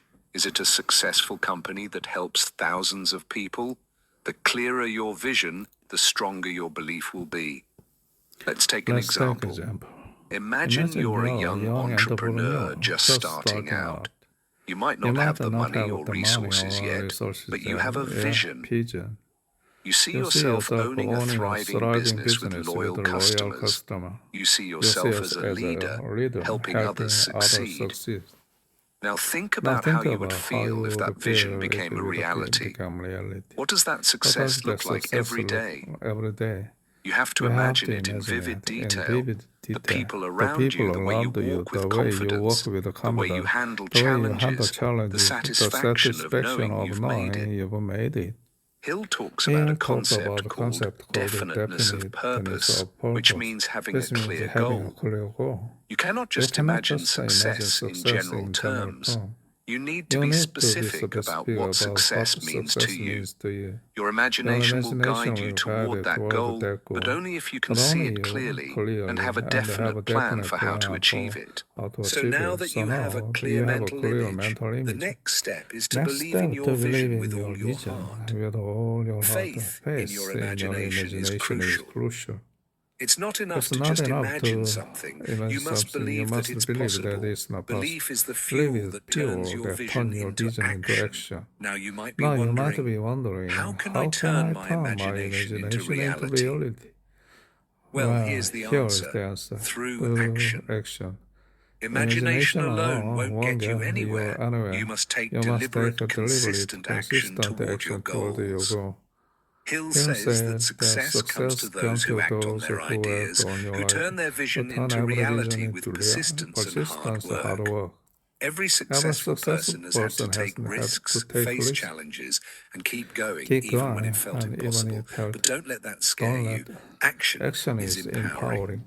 Each step you take, no matter how small, brings you closer to your dream. Imagine you want to start a business. Your first step is not going to be launching the business. No, your first step is planning, researching, learning, organizing, and preparing. The steps you take today are the foundation for the success you will achieve tomorrow. Here's a powerful exercise you can do right now. Write down your vision. Don't just think about it. Put it on paper. Write in detail about your goals. Where do you see yourself in 5 years? What are you doing every day to achieve it? Write down every specific goal you want to achieve and the steps you will take. The more you focus on these goals, the more they will come to life in your mind. But remember, you must stay persistent. The road to success is never straight. You will face obstacles, setbacks, and challenges, but that's part of the journey. Imagination will help you keep going, even when it seems impossible. Every great success story involves overcoming obstacles, and every setback is an opportunity to come back even stronger. If you think about the founder of Amazon, Jeff Bezos, he started with a small idea, selling books online. People laughed at him. They told him it wouldn't work. But he imagined something bigger, an online marketplace that could sell everything. He believed in that vision so strongly that he worked tirelessly to bring it to life. Now, Amazon is one of the largest companies in the world. That success all started with imagination. Imagination is not just daydreaming, it's about creating the future you want and seeing it as real before it even exists. It is the first step to creating your destiny. Your thoughts are powerful. And when you combine imagination with action, there is no limit to what you can achieve. Now that you've learned the power of faith and imagination, it's time to talk about something equally important. Specialized knowledge. You see, knowing your goals and having a vision are crucial, but what sets successful people apart is their ability to gain and use knowledge effectively. In Think and Grow Rich, Napoleon Hill explains that knowledge is not the same as wisdom or intelligence. Knowledge alone doesn't make someone successful. Specialized knowledge, the kind of knowledge that's directly related to your goals, is what you need to take action. This is the secret weapon of the world's wealthiest and most influential people. They didn't just know everything about everything. They specialized in one area and mastered it.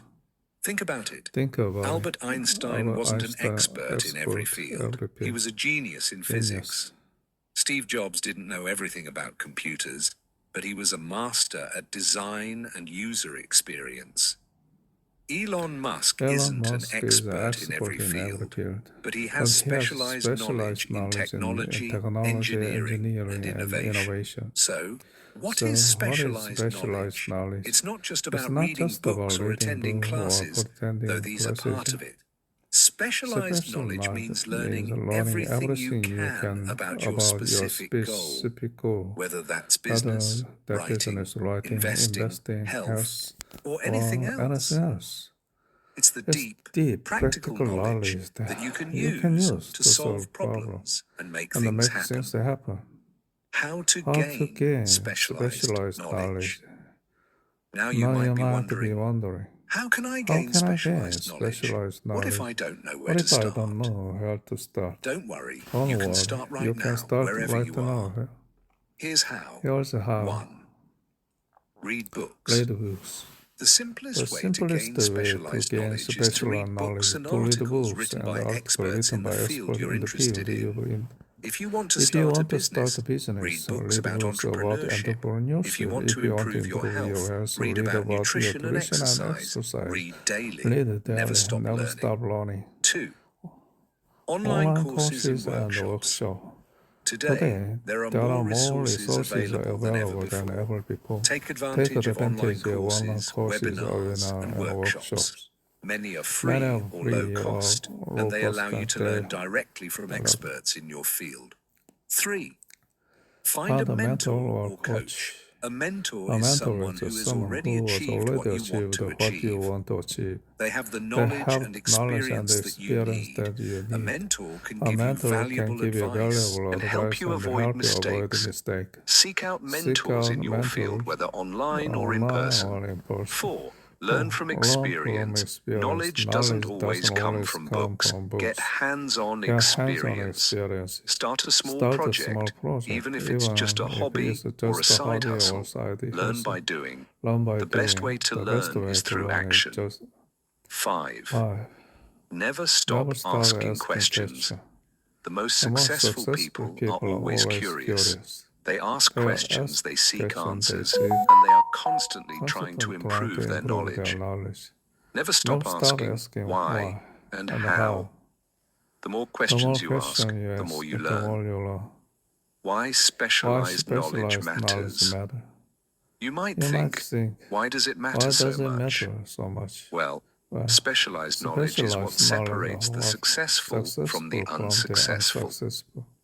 People who master a specific skill or area of expertise are able to command higher salaries, create successful businesses, and solve complex problems.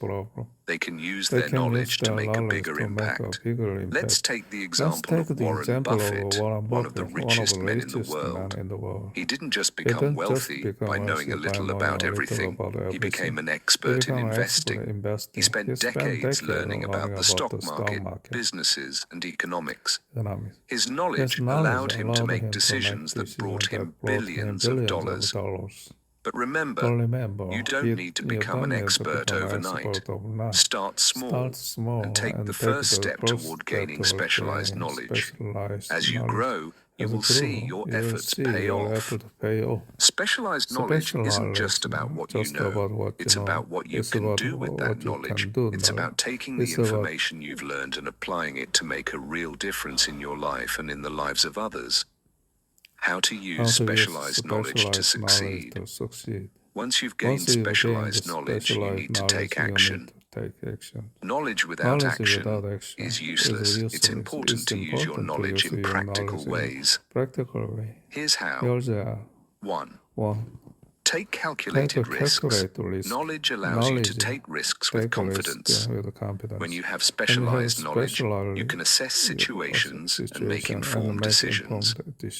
You don't have to take reckless risks, but calculated risks, the kind where you understand the possible outcomes, will help you move forward. 2. Solve problems. The world's most successful people are experts at solving problems. Your knowledge can help you find solutions to the challenges you face. 3. Share your knowledge. The more you share your specialized knowledge, the more you will grow. Teaching others or helping people with your expertise will not only reinforce your understanding, but it will also position you as a leader in your field. But remember, mastery takes time. Don't expect to learn everything overnight. It's a journey, and the key is to stay consistent. Even the greatest minds in history had to work hard for years to gain their specialized knowledge. It didn't happen instantly, and neither will it for you. When you dedicate yourself to learning, growing, and improving, you're investing in your future. Every new piece of information, every new skill, and every moment of practice brings you closer to your goals. Mastery of your chosen field will bring you the success you desire. So how can you do the same? Focus your time and energy on becoming an expert in one area.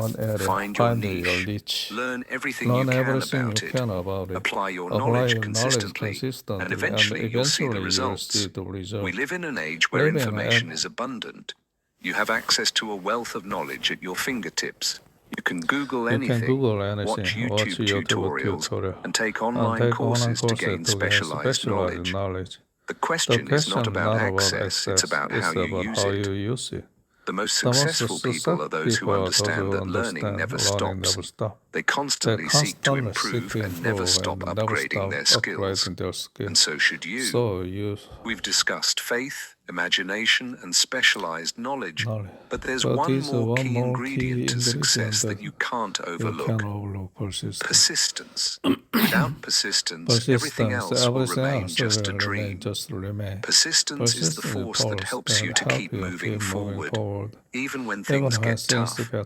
When you face challenges and it feels like you're not getting anywhere, persistence is what pushes you to keep going. Napoleon Hill, in Think and Grow Rich, emphasizes that persistence is the difference between success and failure. People who achieve greatness don't stop when they face setbacks. They push through. They keep going, even when it seems like the world is against them. Persistence is the ability to keep working toward your goals. Even when it seems like things aren't working, you will face obstacles, doubts, and failures. But that's where most people give up. If you can learn to stay persistent, you will be among the few who succeed. One of the keys to staying persistent is having a strong reason for why you want to succeed. When you have a deep, powerful why, it becomes easier to keep going, no matter how difficult the journey gets. Your why is your driving force, your inner motivation. It's the thing that wakes you up every morning and pushes you through tough times. Think about your goals. Why do you want to be successful? Why do you want to live a better life? Why do you want to make a difference in the world? When you have a clear answer to these questions, your persistence will be unstoppable. If your why is strong enough, no setback, no failure, and no obstacle can break your determination. You will always find a way to keep moving forward, no matter how many times you fall. Persistence is not just about working hard when things are easy. It's about working hard when things are tough. When you feel like giving up, persistence means showing up anyway. It means doing the work day in and day out, even when you don't see immediate results. Think about how you build muscle at the gym. You don't get stronger after one workout. It takes consistent effort over time. The same is true for success. It's about showing up every day, no matter how hard it gets. Small, consistent steps toward your goals will eventually lead to massive results. Now let's address something important. Failure. Everyone faces setbacks, and everyone fails at some point. Failure is not the end. In fact, failure is just a lesson. Every failure teaches you something new and brings you closer to success. What makes the difference between those who succeed and those who don't is how they react to failure. People who give up after failing never achieve their dreams, but people who persist in the face of failure eventually break through. When you fail, take it as an opportunity to learn. Ask yourself, what can I do differently next time? Don't let failure stop you. Let it fuel your persistence. Every successful person has failed many times, but they didn't let that stop them. They used it as motivation to try harder and keep going. Another key to persistence is the ability to turn challenges into opportunities. Every obstacle you face is an opportunity to learn, grow, and get stronger. When things aren't going well, don't just sit there and feel sorry for yourself. Look for the lesson in the situation and figure out how you can turn it into an advantage. As we come to the end of this lesson, let's take a moment to reflect on everything we've discussed so far. We've talked about faith, imagination, specialized knowledge, and persistence. Now, it's time for you to take everything you've learned and apply it to your own life. You've got everything you need to succeed inside you already. You are capable of achieving greatness. The key to unlocking that greatness is action. It's time to stop waiting for the perfect moment or the perfect circumstances. The perfect moment is now. Life will never be easy, but it is possible. And the moment you stop making excuses and start making moves, that's when everything will change. Your dreams are not too big. Your goals are not too far out of reach. You just have to believe in yourself enough to take that first step and keep moving forward every day. You are in control of your own destiny. No one else can dictate what your future will look like. Only you can. The power is in your hands to create the life you've always dreamed of. You've already taken the first step by learning these lessons, but now it's time to put them into action. There will be times when things seem impossible. You will face doubts, fear, and obstacles. But remember this, the only way you can truly fail is by giving up. Quitting is the only thing that can stop you. As long as you keep going, no matter how hard it gets, you are closer to success than you think. Your dreams are not just dreams, they are goals waiting to be achieved. Every moment you spend doubting yourself or wondering if it's possible is a moment you could be moving forward. Time is precious, and your dreams deserve your full attention and your best effort. Don't waste another second. You will encounter hardships, and that's okay. The road to success is never a straight line. There will be bumps, twists and turns, but each challenge you face is a lesson in disguise, teaching you to grow stronger, smarter, and more prepared for what's to come. The secret to success is simple. Never stop. Keep working toward your dreams, even when it feels like progress is slow. Every small step you take is a step closer to everything you've ever wanted.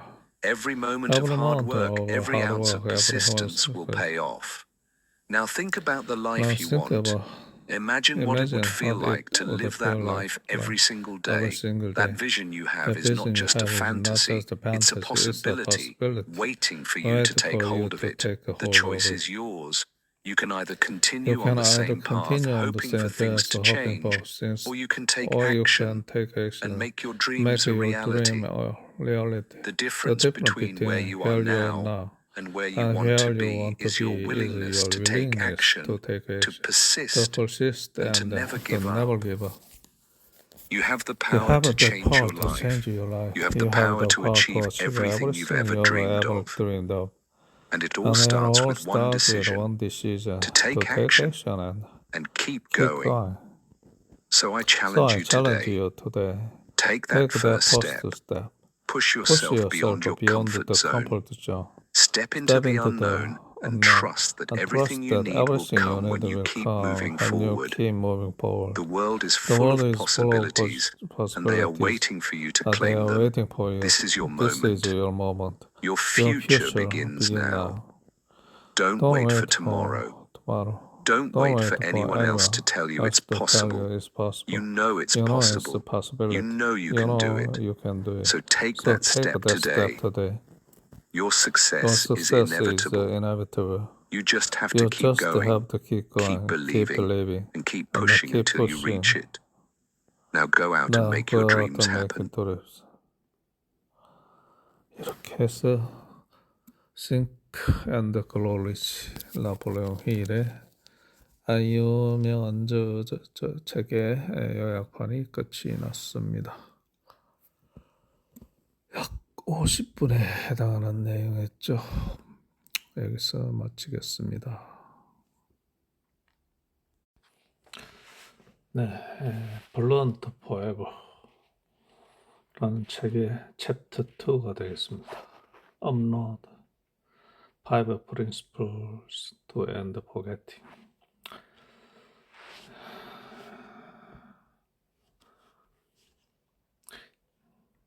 Five Principles to End Forgetting. 기억을 잊어버리는 것을 끝내기 위한 망각을 끝내기 위한 5가지 원칙. 업로드하라. A man's real possession is in his memory. In nothing else is he rich. In nothing else is he poor. Alexander Smith. A scene from the Matrix, Warner Brothers picture, 1999. Tank smiles as he sits down in his operator's chair, flipping through several discs. He picks one and puts it into his computer. Now look at the screen. Jiu-jitsu? I'm going to learn jiu-jitsu. Smiling, Tank pressed the load button. Neo's body jumped against the harness.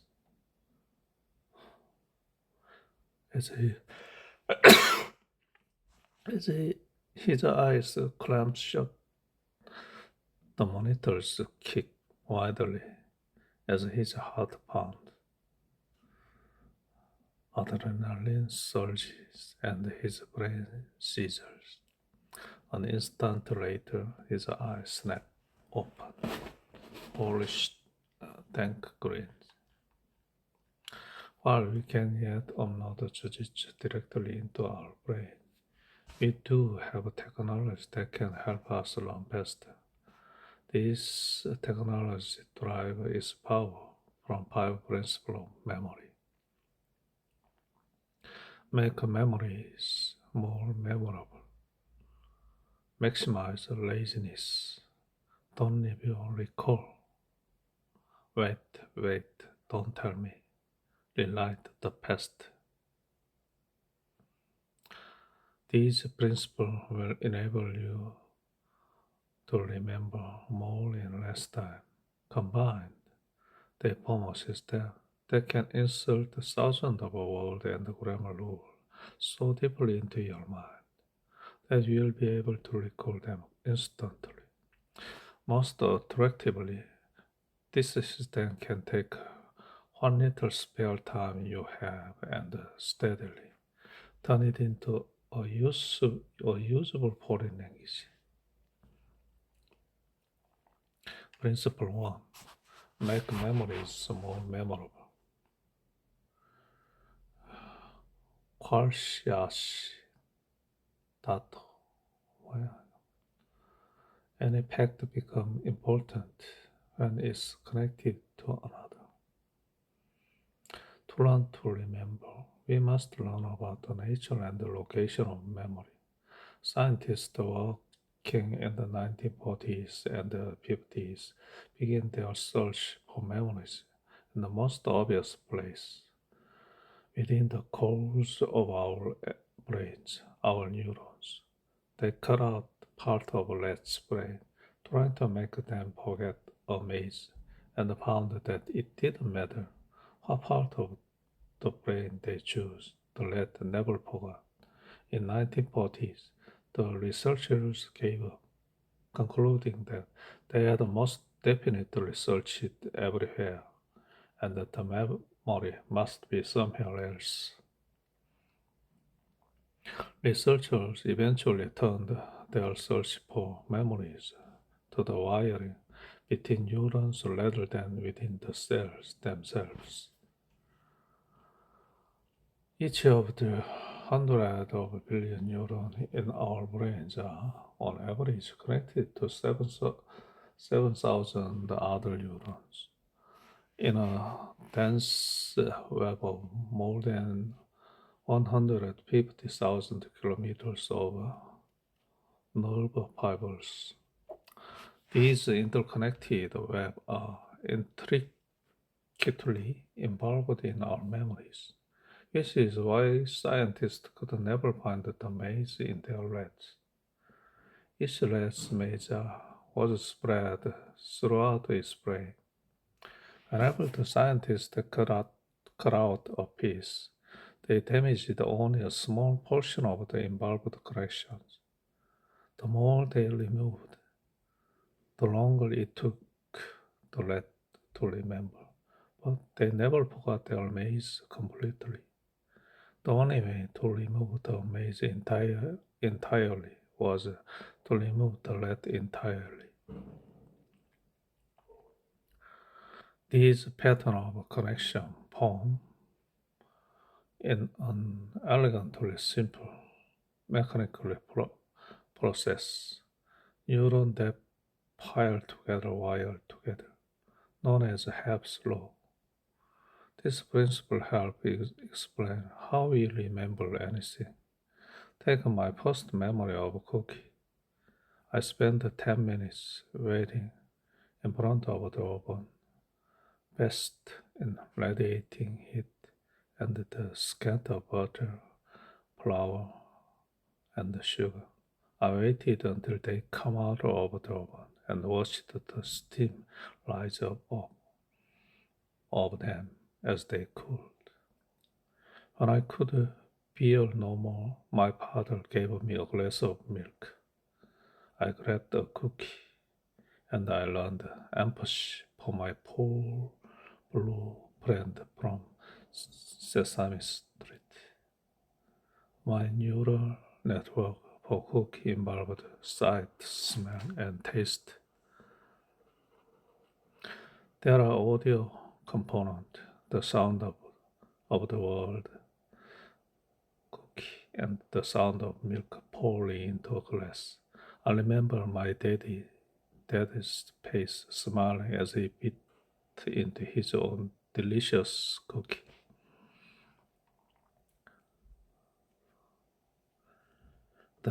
This first cookie experience was a parade of sensations, which wire together into a tight web of neural connections. These connections enable me to return to my past.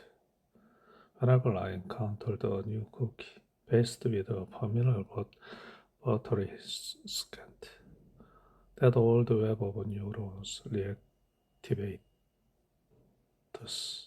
My brain plays back the same sight, sound, emotion, and taste,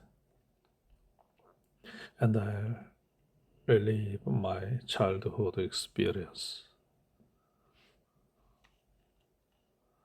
Compare this experience to a new one, your currently forming memory of the world. There is not much of a parade here. It's not obvious how to pronounce it, and in particularly obnoxious move. I'm not even telling you what it means. As a result, you are stuck looking at the structure of the world. It has two foreign letters sandwiched between four familiar ones and not much else. Without Herculean effort, you will forget by the end of this chapter, if not sooner. levels of processing, the greater mnemonic filter. The divide that separates your new result from my cookie is known as level of processing, and they separate the memorable from the forgettable. My cookie is memorable because it contains so many connections. I can access cookie in 1,000 different ways. I will remember cookie if I read about them, hear about them, see them, smell them, and taste them. The world is unforgettable. We need to make our MJ just as unforgettable, and we'll do it by adding 4 types of connections: structure, sound, concept, and the personal connection. These are the 4 levels of processing. They were identified in the 1970s by psychologists who created a curious questionnaire with 4 types of questions and gave it to college students. Structure: how many capital letters are in the word beer? Sound: does apple rhyme with a snapper? Concept: is tool another word for instrument? Personal connection: do you like pizza? After the questionnaire, they gave the student a surprise memory test, asking which word from the test they still remembered. Their memories were dramatically influenced by the question type. Students remembered 6 pizza for every beer. The magic of this question lies in a peculiar mental trick to count the capital letter in beer. You don't need to think of a brown, poorly animal, and so you don't.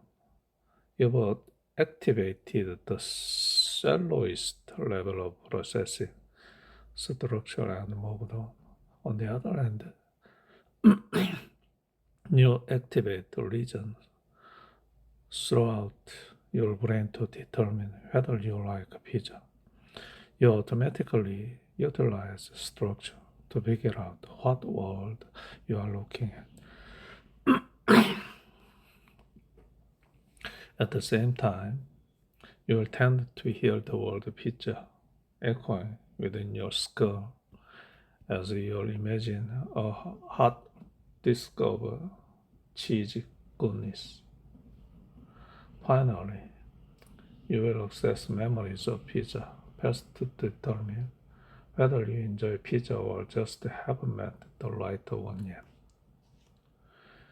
In fraction of a second, a simple question, do you like a pizza, can stimulously activate all 4 levels of processing.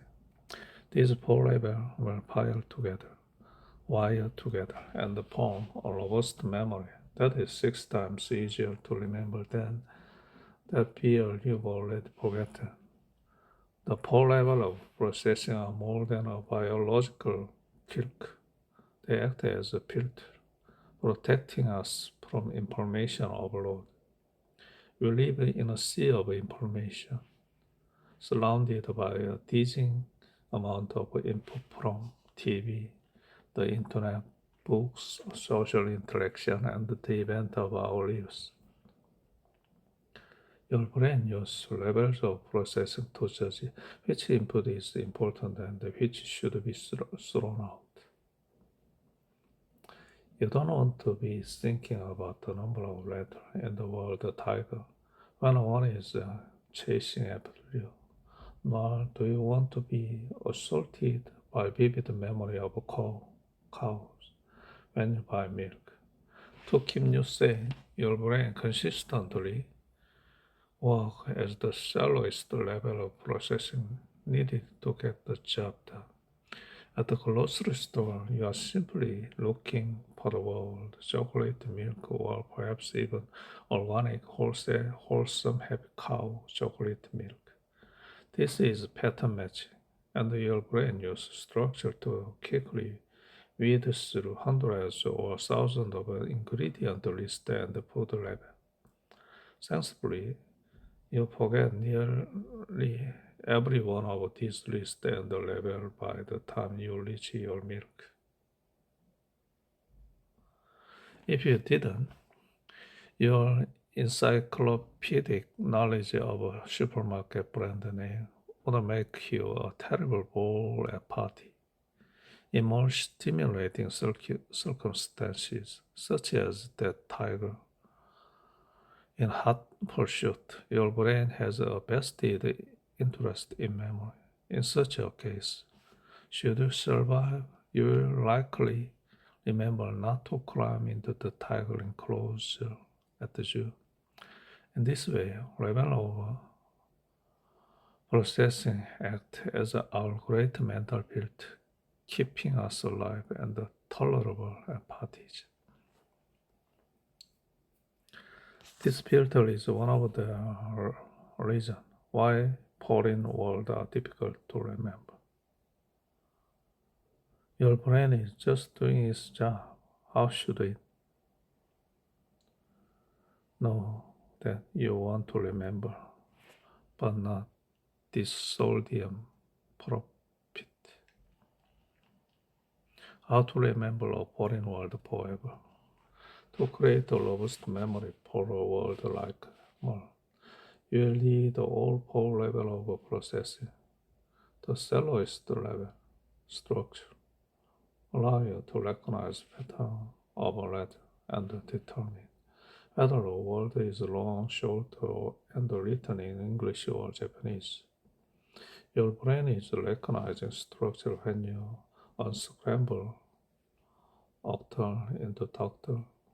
This level is essential for reading, but it involves too little of your brain to contribute much to memory. Almost none of the students in the level of processing student remember counting the capital letter in beer. Words like are difficult to remember because you can't get any deeper than structure until you know how to deal with the odd letter like. Your first task in language learning is to reach the next level sound. The sound connect structure to your ears and your mouth and allow you to speak. You will start by learning the sound of your language and which letter make those sound. Because if you begin with sound, you will have a much easier time remembering word. Our college student remembered twice as many apples as they did beers. Sound is the land of rote memorization. We take a name like Edward or a pair of words like cat, and we repeat them, continuously acting the part of our brain that connects structure to sound. And the more accurately we learn its pronunciation, the better we remember it. Eventually, our M will be as memorable as a familiar name like Edward. This is better than structure, but it still isn't good enough for our lead. After all, many of us don't remember names very well because our brains are filtering them out as quickly as they arrive. We need a way to get through this filter, and we'll find it at the third level of processing. Concept. Our college students remember twice as many tools, synonym for instrument as apple. Concept can be broken down into two groups, abstract and concrete. We'll begin with the abstract. If I tell you that my birthday is in June, you probably won't immediately see image of a birthday cake and party hat. You don't need to And as we've discussed, our brain work at the lowest level required. It's efficient and it saves us a lot of work and distraction. Still, the date of my birthday is meaningful. If abstract concept 뭐야 재미가 없노? 건너뛸까?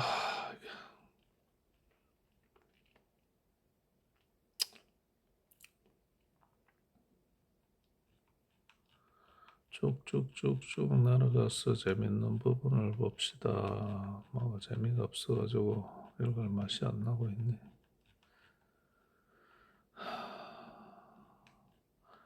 A principle to maximize laziness.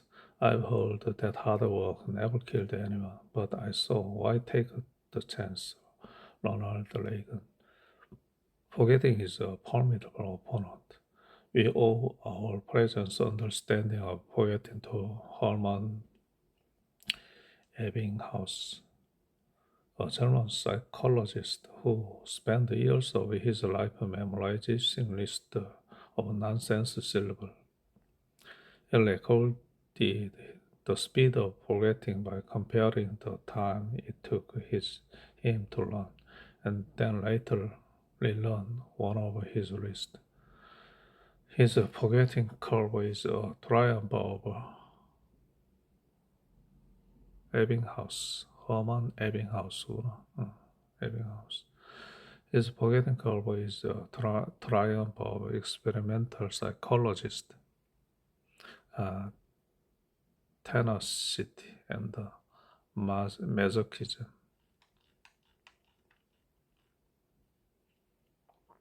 The curve reveals how rapidly we forget and 이것도 실질적인 재미가 없네. 세 번째 원칙, don't review, recall. 리뷰를 하지 말고 리콜을 하라. 머리에서 떠올리라는 그런 얘기겠네. 이것도 건너뛰고.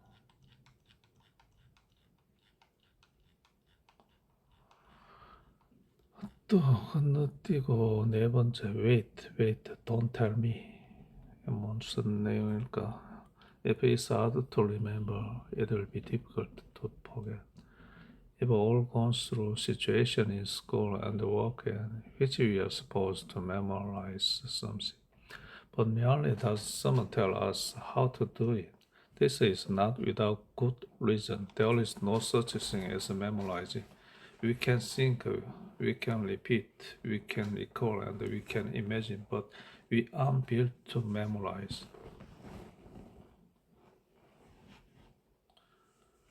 Rather, our brains are designed to think and automatically hold onto what's important while running away from our friendly neighborhood tiger. We don't think. We need to remember this. Tigers are bad. Don't forget, they are bad. We simply run away and our brain remembers past. The closest mental action that we have to memorizing is practicing recall. What was the guy's name? Now we need to investigate precisely what effective recall feels like. Try to recall the boring words that have shown up so far in this book. We'll remember some words immediately.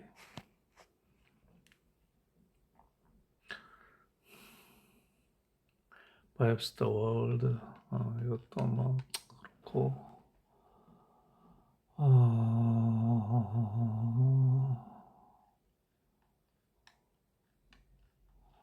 아이씨, 그만, 재미없으면 하겠다. 그만. 내용은 별로 흥미를 못 끌고 있네요. 그래서 그만하겠습니다. 여섯 번째 셋도잉입니다. The Street Lawyer, 존 그리샴의 소설이네요. The Street Lawyer by John Grisham.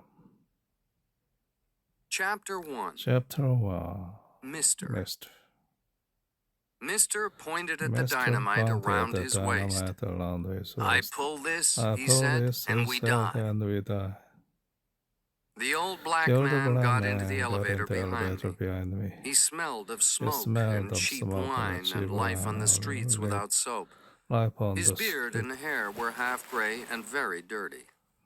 He was wearing sunglasses, and a long, dirty coat hung down to his knees. He looked fat, probably because he had all his clothes on. In the winter in Washington, the street people wear all their clothes all the time. They can't leave any of their clothes at home because they don't have a home. The old man didn't belong here. Everything here was expensive. The 400 lawyers in the building who all worked for Drake and Sweeney were paid an unbelievable amount of money. I knew that because I was a Drake and Sweeney lawyer myself.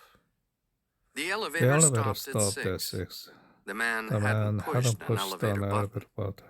When I stepped out and turned right, he followed me. I pushed the heavy wooden door of a big meeting room. There were 8 lawyers at the table inside, and they all looked surprised. They were looking behind me, so I turned. My friend from the elevator was standing there. He was pointing a gun at me. "Put that gun down," said one of the lawyers at the table. His name was Rafter. He was a hard man in a courtroom, maybe the hardest lawyer that Drake and Sweeney had. Suddenly, a shot hit the ceiling. Rafter's eyes opened wide and his mouth shut. "Lock the door," the man said to me. I locked the door of the meeting room. "Stand against the wall." We all stood against the wall. The man took off his dirty coat and put it carefully on the large, expensive table in the center of the room. He had 5 or 6 red sticks around his waist, tied there with string. I had never seen dynamite before, but they looked like dynamite to me. I wanted to run and hope for a bad shot when he fired at me, but my legs were like water. Some of the lawyers were shaking with fear and making noises like scared animals. "Please be quiet," said the man calmly. Then he took a long yellow rope and a knife from the pocket of his pants. "You," he said to me, "tie them up." Rafter stepped forward. "Listen, friend," he said, "what do you want?" The second shot went into the wall behind Rafter's ear. "Do not call me friend," said the man. "What would you like us to call you?" I asked him quietly. "Call me Mister." I tied the 8 lawyers with the yellow rope. One of them, Barry Nuzzo, was my friend. We were the same age, 32, and we had started at Drake and Sweeney on the same day. Only our marriages were different. His was successful and mine wasn't. He had 3 kids. Claire and I didn't have any. I looked at Barry, and he looked at me. I knew we were both thinking about Barry's kids. We could hear police cars outside and noises as the police entered the building. Mister pointed at the dynamite around his waist. "I pulled this," he said, "and we die." For a second, we all looked at each other, 9 white boys and Mister. I thought of all those terrible shootings you read about in the newspapers. A crazy worker returns to work after lunch with a gun and kills everybody in his office. There had been killings at fast food restaurants and playgrounds, too. And those dead people were children or honest workers. Who would care about us? We were lawyers. Time passed. "What did you eat for lunch today?" Mister asked me, breaking a long silence. He spoke clearly, and from the sound of his voice, he had had a good education. He hadn't always been on the street. "I had chicken and salad," I said, surprised. "Alone?" "No, I met a friend." "How much did it cost for both of you?" $30? Mister didn't like that. $30? he I repeated. repeated. For 2 people? For 2 people. You know what I You had know for lunch? what I had for lunch? No. I had soup. I had soup. Free Free soup from a soup shelter, from a and I was shelter. glad I to get was it. glad to get You it. could feed You 100 could of feed my 100 friends of for my friends $30. for You know that? $30. You know that? Yes, mister. Yes, mister. Call your boss. Call your boss. There was a phone There on was the a table. phone on the table. I I called called Arthur Jacobs. Jacobs. 800 800 lawyers worked for lawyers Drake and worked for Sweeney around the around world. the world. But at But at 79, Jacobs was the Jacobs oldest of the of the partners here in partner here in Washington. Washington. He He answered at the answered at first the ring of first the ring phone. of the ring. Mr. Mr. Jacobs? Jacobs? Michael, are you okay? Wonderful, Wonderful, I said. What does he What want does from he us? want from us? I spoke I to the spoke to man. man. What do you What do you want, want, mister? mister? Soup with with bread, said the man. Get it from the Get up shelter from the at L shelter Street at L and Street and the 17th. 70s. They put a lot of They put a vegetables lot in the of soup vegetable there. in the soup there. One soup One with soup bread, with the I bread. said into the I phone. said into the phone. No, said No, the man. said the man. Get soup Get and soup bread and for bread all for of us. all of us. Mr. Miss Jacobs, I Jacobs, said. I I heard heard I I can can hear him. hear him. A shelter A for shelter street for people street does people carry does out. carry out. Mr. Just Jacobs, please, just do it. He has a gun He has a and gun dynamite. and dynamite. I put I the put phone that down. phone down. You, said the the man. He was He talking was to me. talking to me. What's your What's name? your name? Michael Brock. Michael Brock. How much money How much did you money earn last did year? you earn Don't last lie. year? Don't lie. I I thought thought quickly. quickly. I I didn't didn't lie. lie. 120,000. 120,000. He didn't like He didn't that. like that. How much How did much you did give you to poor give to people? poor people? I don't I don't remember. My wife does that. Thank Thank you, Mr. Mr. Brock. Brock. Mr. pointed the gun at the other lawyers. He asked all of them the same question. Nate Malamud, the only partner in the room, earned more than $1 million. More than $1 million. More than a More million? than $1 million. Mister said to him. Minister said I know to him, you. I know you. You walk past me when I sit on the sidewalk sidewalk every morning. You never give me any money. Why Why can't you help poor people? homeless people? Homeless people. Nate That was a big man with white hair. He had been with Drake and Sweeney for 30 years. He was red in the face with embarrassment now. I'm sorry, he said. Who did the eviction? Said Mr. suddenly. And again, And again, who did the eviction? The eviction. Nobody spoke. None None of of us us understood him. But But Mr. wasn't looking for an for an answer. answer. He He looked out looked the out window. the window. Maybe he Maybe was he was thinking. thinking. Maybe Maybe he was dreaming. dreaming. Maybe he was watching the police out there. Our Our soup and soup bread and bread arrived half an hour hour later. later. There was a There knock on was the a door, on and the door, somebody and somebody outside shouted through the door, "Your food!" Your food. Mister Mister shouted back. back. If I see a policeman out there, I'll I'll kill these men. men. Then he Then he pointed the pointed the gun gun at at my my head. The two of The us two of walked us slowly walked to the slowly door. to the door. Unlock the door and open open it very slowly, Mister said. Mister said. There was There was nobody nobody outside. outside. The The food was on the floor near the door. As I stepped outside and bent down to pick it up, I heard a shout. Stay down! Stay down. A policeman A stepped police quickly stepped out of the quickly office outside opposite of and shot Mister through Mister the head. through the head. Mister fell Fell without a sound, and my face was And covered my in face blood. was covered in blood. Whose blood? Whose blood? Mister Mister was lying on the floor. Half Half of his head gone, had gone. but the But the sunglasses sunglasses still still covered covered one one eye. eye. His His hands hands were were nowhere near the dynamite. dynamite. Policemen came running from all the offices. offices.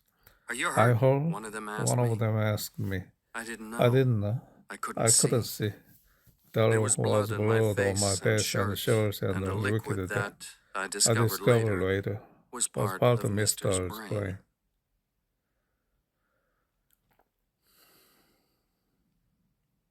Chapter 2. Chapter 2.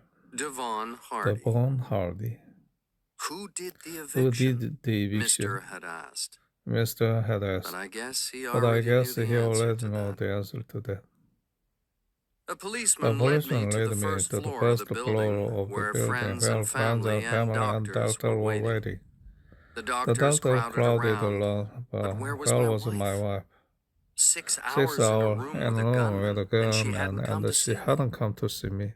It was It was funny, funny, really, because because my my wife, wife, Claire, was a was a doctor doctor herself herself at one of at the one of biggest the biggest hospitals in hospitals in Washington. Washington. I I lay on a lay on table for table 10 for 10 minutes while minutes doctors while doctor examined me to examined me make to sure I make was sure all I right. was all right. Then my Then my secretary, secretary, Polly, Polly, arrived. arrived. There There were were tears in tears her in her eyes eyes as as she she put her put arms her around me. arm around me. Where's Where's Claire? Claire? I I asked her. her.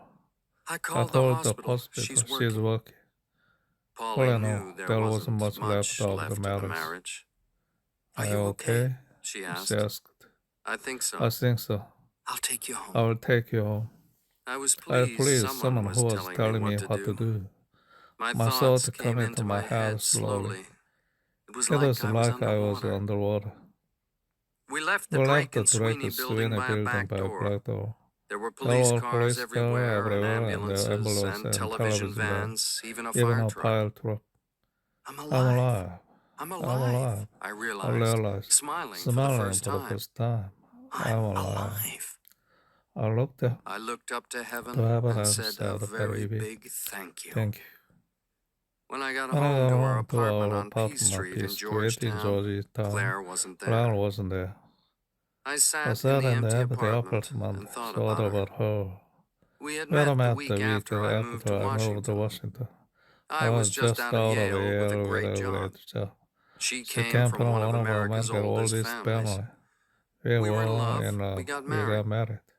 But But Drake and Drake Sweeney make you work very very hard the hard the first year. first year. I worked people I worked keep 15 the hours a hours day, 6 6 days a days a week. week.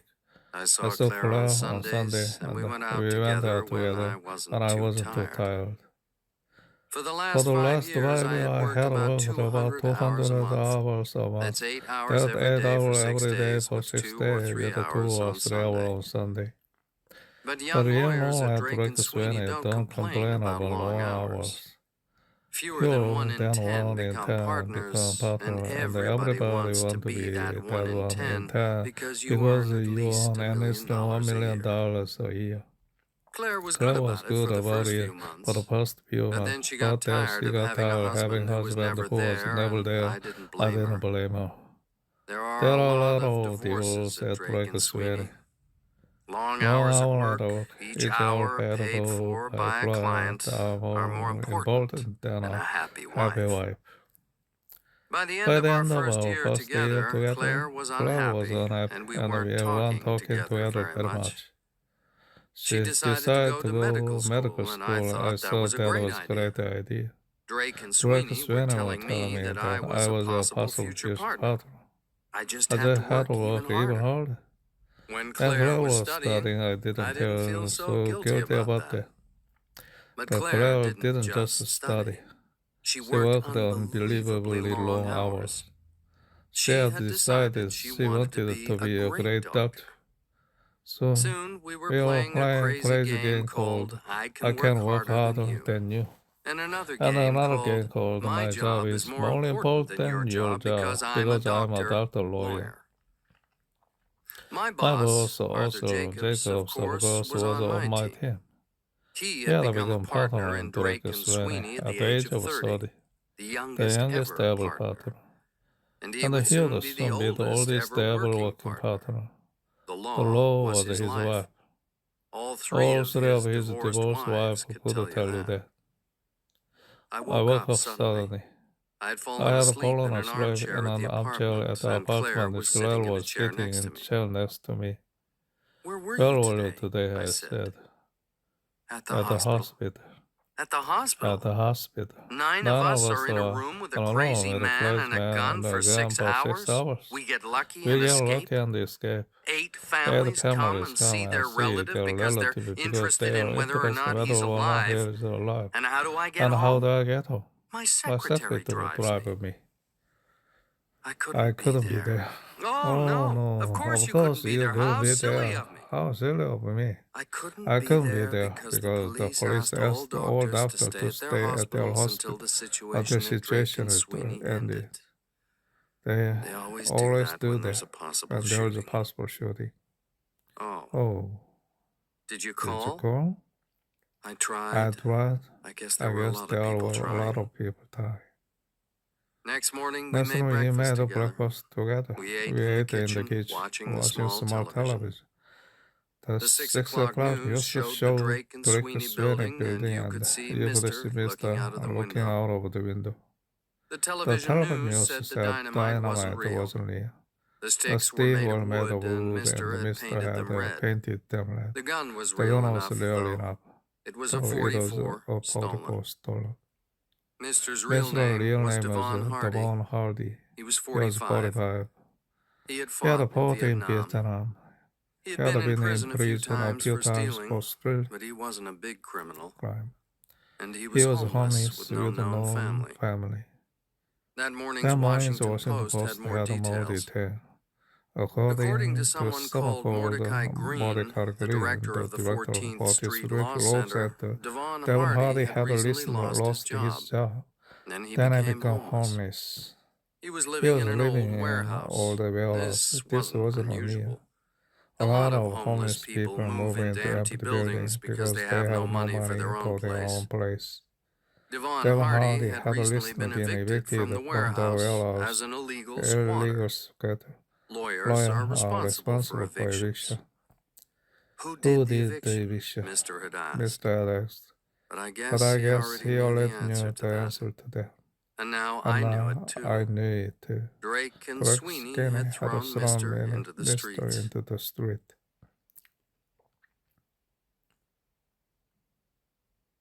Chapter 3. Mordecai Green. Mordecai Green. Mordecai Green was a warm, caring man whose work was on the streets. He was a lawyer with a heart. I had told Polly I would be at work today, the day after Mister came into the office. But for the first time ever, I didn't go to work when I was well enough to go. Just as it started to snow, I got into my car, a Lexus, and drove through the streets of Washington. The snow came down harder and harder. I just drove. Polly's voice came over the car phone. She sounded worried. Where are you? Where are you? Who wants to know? A lot of people. Arthur Jacobs wants to see you. You have clients waiting for you. I'm fine, Polly. Tell everybody I'm at the doctor's office. Are you? No, but I could be. I drove around Georgetown, not going anywhere, just driving. The clouds were dark. The snow would be heavy. People were hurrying through the snow on the sidewalks. I saw a homeless man and wondered if he knew Devon Hardy. Where do the street people go in a snowstorm? I called the hospital. I wanted to ask Claire to meet me for lunch. But the hospital said Claire was busy and they couldn't contact her. That was the end of our lunch together. I turned and went northeast, past Logan Circle, into the city, and drove until I found the 14th Street Law Center. I parked at 14th and Q, certain that I would never see the expensive Lexus again. The 14th Street Law Center was in an old, tall, red brick house that had seen better days. The windows on the top floor were protected by pieces of wood over the glass.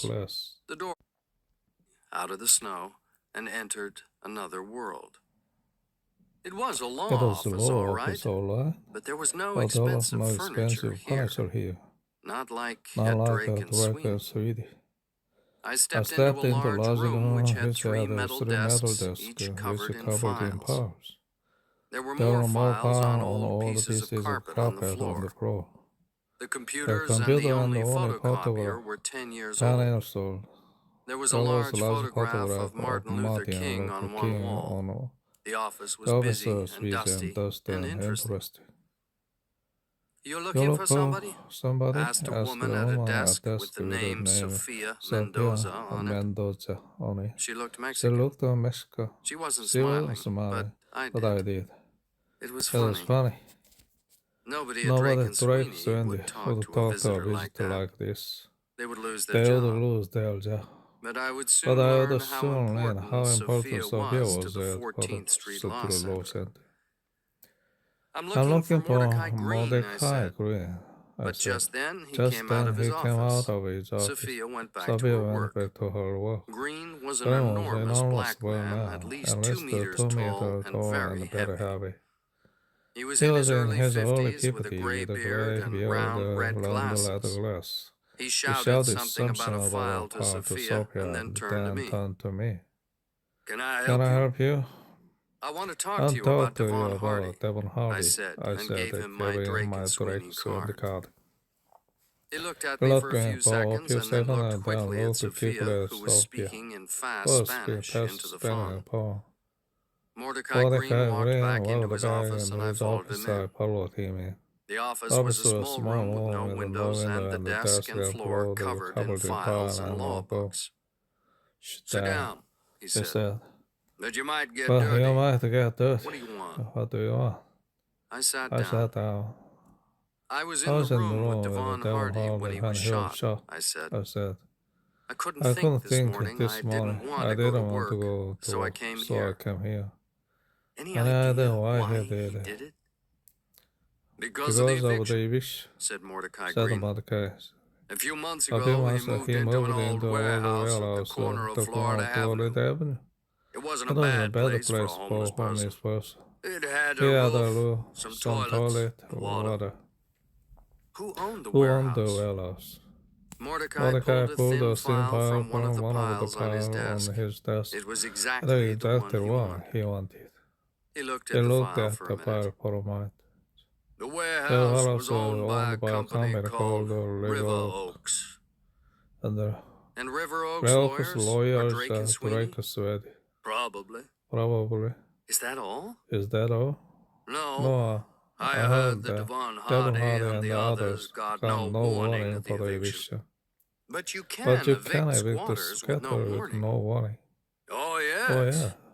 You can't evict tenants without a warning, though. Was Devon Hardy a squatter or a tenant? I don't know.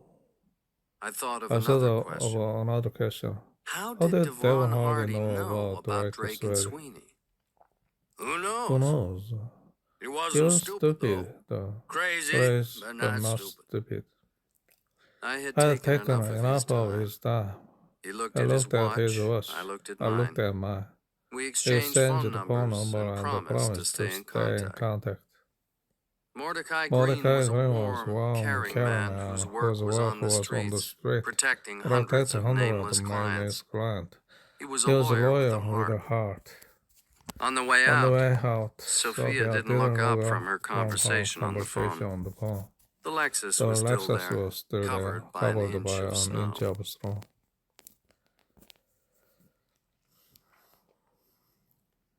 Chapter 4. Mom and Dad.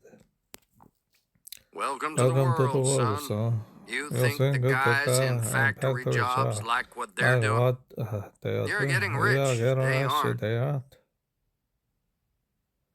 After I left Mordecai Green's office, I drove around the city while the snow fell. As a lawyer with hours to work, which my clients paid for, I couldn't do this sort of thing. Just moving with the traffic, not going anywhere. But I was doing it now. I didn't want to go back to the empty apartment. I didn't want to go to a bar either. I'd probably never leave. So I drove. I went through poor parts of the city I had never seen before. Then I went back to Drake and Sweeney. I went up in Mr.'s elevator again, walked along the hall to my office, and sat down at my desk. For the first time, I wondered how much everything in my office had cost. The expensive old desk, the red leather armchairs, and the Persian carpet. Weren't we just chasing money here in this building? Why did we work so hard to buy a more expensive carpet or an older desk? Was that a good reason to work? Was this the life I wanted? In my expensive room, I thought of Mordecai Green, giving his time to help people who had nothing. I had about 10 pink telephone messages from clients on my desk, and none of them interested me. I didn't like this work. My clients were big companies, and I worked on their lawsuit against the other big company. The lawsuit continued for years. Maybe 100 lawyers worked on each one, all sending paper to each other. Polly came in and brought me cookies. She put them on the table with a big smile before she left for home for the day. A couple of lawyers came in, said, "How you doing?" and left again. They were probably on their way home too. They were way home too. Alone in the office again, I picked up one big file and then another one. Which lawsuit did I want to work on today? I didn't want to work on any of them. I couldn't do it. It didn't make any sense to me now. I went to my computer and began searching our client file. River Oaks was started in 1977 in Hagerstown, Maryland. It was a private company, so it was difficult to get information about it. River Oaks was the client of a Drake and Sweeney lawyer called Braden Chance. I didn't know the name, but I looked again in our computer files. Braden Chance was a partner in real estate on the fourth floor. He was 44 years old, married, and went to law school at Duke.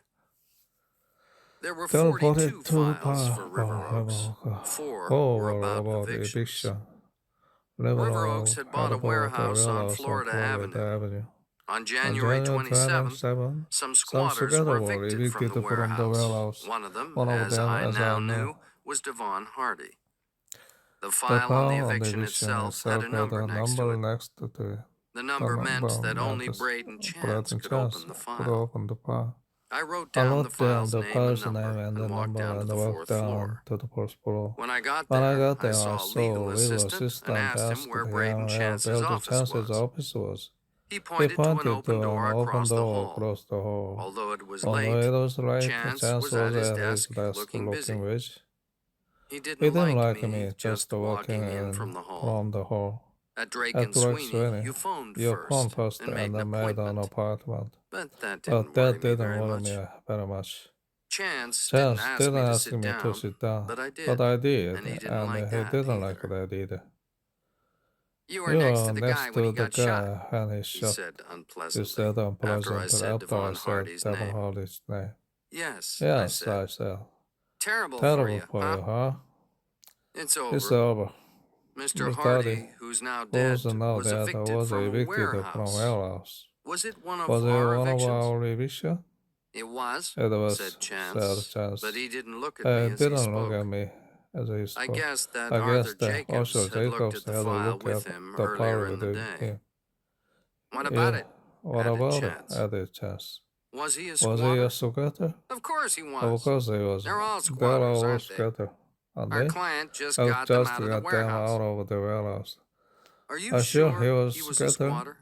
Not a tenant? Not a tenant. Chance looked angry. What do you want? Could I? Are you sure he was a squatter? Yes. Not a tenant? Chance looked angry. What do you want? Could I see the file? No. Why not? I'm very busy. Will you please leave? If he was a squatter, there's no problem. Why can't I see the file? Because it's mine, and I said no. How's that? Maybe that's not good enough. He stood, his hands shaking as he pointed to the door. I smiled at him and left. The legal assistant from the hall had heard everything, and we exchanged looks and smiles as I passed his desk. The man's a fool, he said very quietly. I smiled again.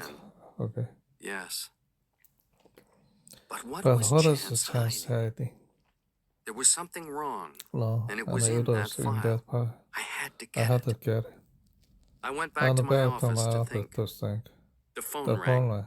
It was Claire. Why are are you you at the at office? the office? She spoke She very spoke very slowly, slowly. and her voice was Voice colder than the than snow outside. I looked at my I looked watch. at my watch. I remembered that we had arranged to have dinner together at the apartment. At the apartment. Well, a client called from the West Coast. From the West Coast. I had used this lie before. It didn't matter. It didn't matter. I'm waiting, Michael. Should I start to eat? No, I'll be back at the apartment as fast as I can. I ran from the building into the snowstorm, but I didn't really care that another evening together had been ruined. A few hours later, Claire and I were having our coffee by the kitchen window. The snow had finally stopped. I had an idea. Let's go to Florida, I said. She gave me a cold look. Florida? Okay, the Bahamas. We can leave tomorrow. It's impossible. Not at all. I don't have to work for a few days. Why not? Because I'm going crazy. And at Drake and Sweeney, if you go crazy, then you get a few days off. You are going crazy. I know. It's fun, actually. People are nice to you. They smile. Polly brought me cookies today. I like it. The cold look returned, and she said, I can't. And that was the end of that. I knew she couldn't do it. She was a doctor. People had appointments with her. But also, she didn't want to go with me. Okay, I said.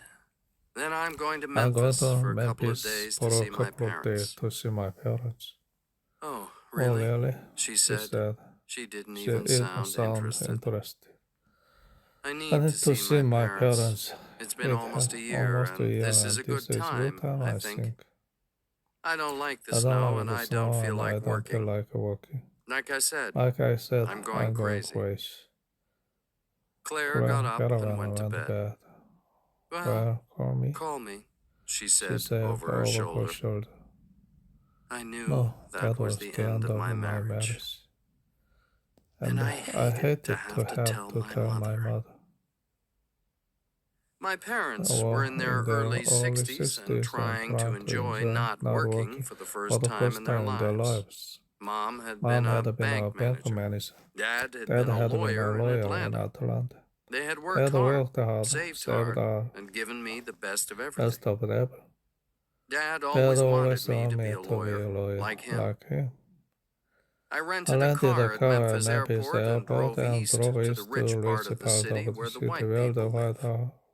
The blacks had the center of the city, and the whites the area outside. Sometimes the blacks moved out from the center into a white area, and then the whites moved further out.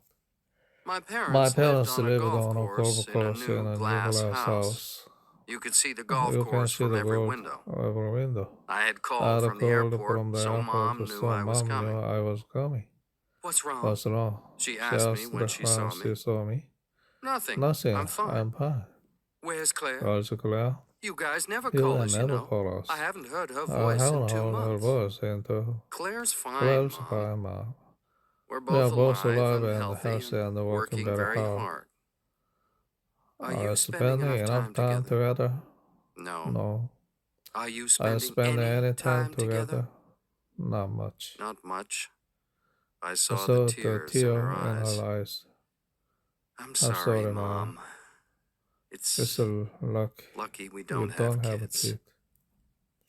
To talk about something else, I told her the story of Mr. Are you all right? She asked, the look of shock on her face. Of course. I'm here, aren't I? The company wanted me to take a couple of days holiday, so I came home. You poor thing. Claire, and now this. Later that afternoon, my dad and I played golf.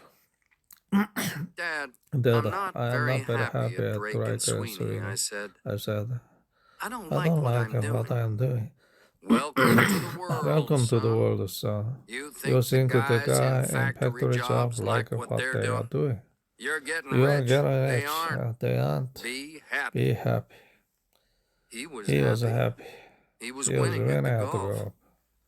10 10 minutes minutes later, he later, he said, Are you are you changing changing jobs? job? I'm thinking about I'm it. thinking about it. Why don't Why you don't you just say just what say you're trying to what you're say? trying to say? As usual, As I usual, felt I weak, felt weak, and like I was like I running was away running from away something. from something. I'm thinking about about working for the homeless, I said. I said, As a lawyer, I I added added quickly. quickly. Dad Dad didn't stop playing. He hit a ball into the distance. I'd hate to see you throw it all away, son, son. he said. You'll be a partner in a few years. We We walked walked after his after his ball. ball.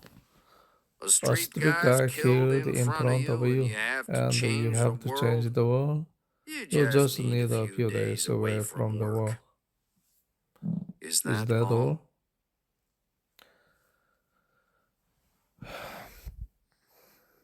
Chapter 5. Lonte Burton. Lonte Burton. Inside were a young mother and her children, all dead. The mother had started the engine of the old car and left it running. Of course, the apartment was empty when I returned Friday night, but there was a note in the kitchen. Just like me, Claire had gone home to her parents in Providence for a couple of days. I knew Claire wanted to end the marriage too. I just didn't know how badly. I went for a long walk.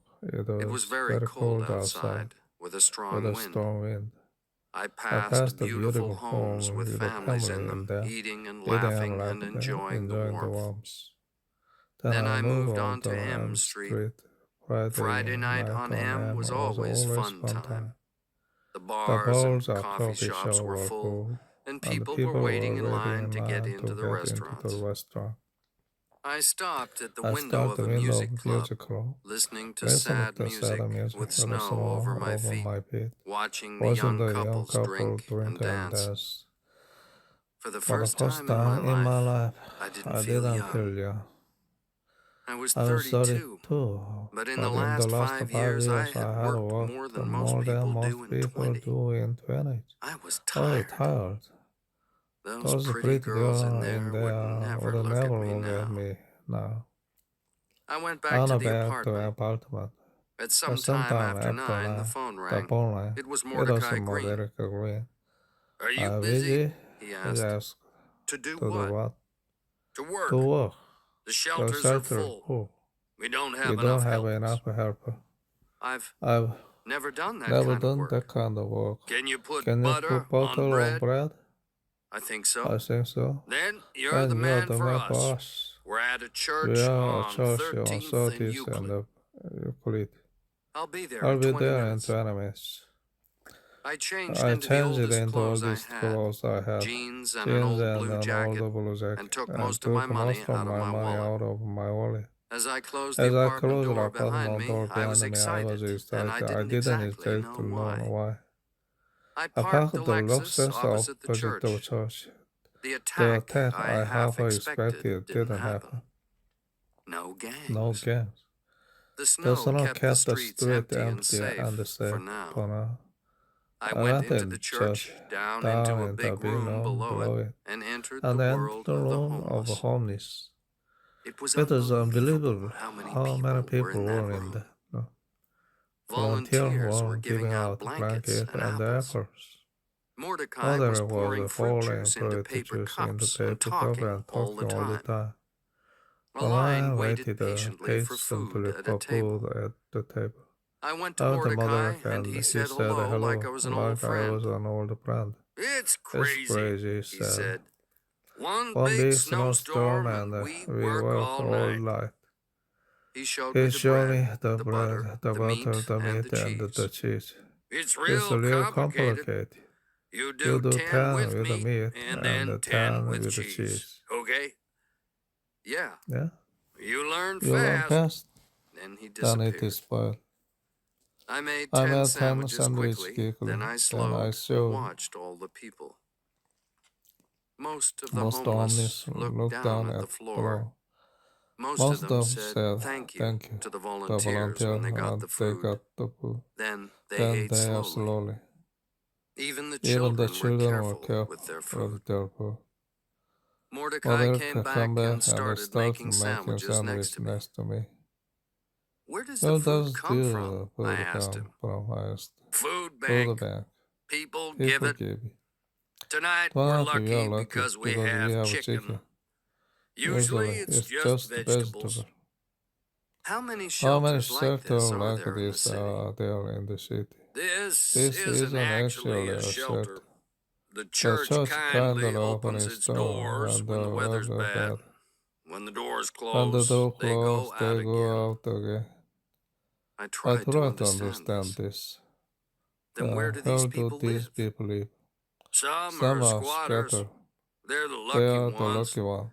Some Some live on live the on the streets, street. some in Some in parks, some in bus stations, some under bridges. Usually it's okay, but they can't stay out in the open tonight. It's too cold. They have to They go to have to one of the go shelters. to one of the shelters. How many How shelters many are there? shelters are there? About 20. 20. Two are Two are closing closing soon. soon. No money. How many many beds? beds? About 5,000. And how many And how many homeless? homeless? Good Good question. question. They They're are a difficult group to count. Maybe 10,000. 10,000. I thought about that. Then I asked Mordecai about himself. You have a family? Yes. Yes. A wife? A wife? 3 sons? Son?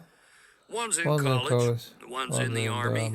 And we're lost. we lost our I third saw the boy boy on the streets 10 years ago. He was He was killed. killed. Gangs. What What about you? Married. Married. No kids. kid.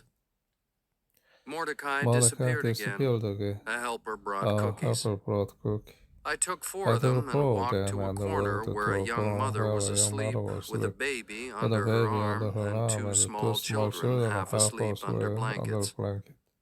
The The oldest oldest boy's boy eyes opened opened wide when he saw the cookies in my hand. I gave him one.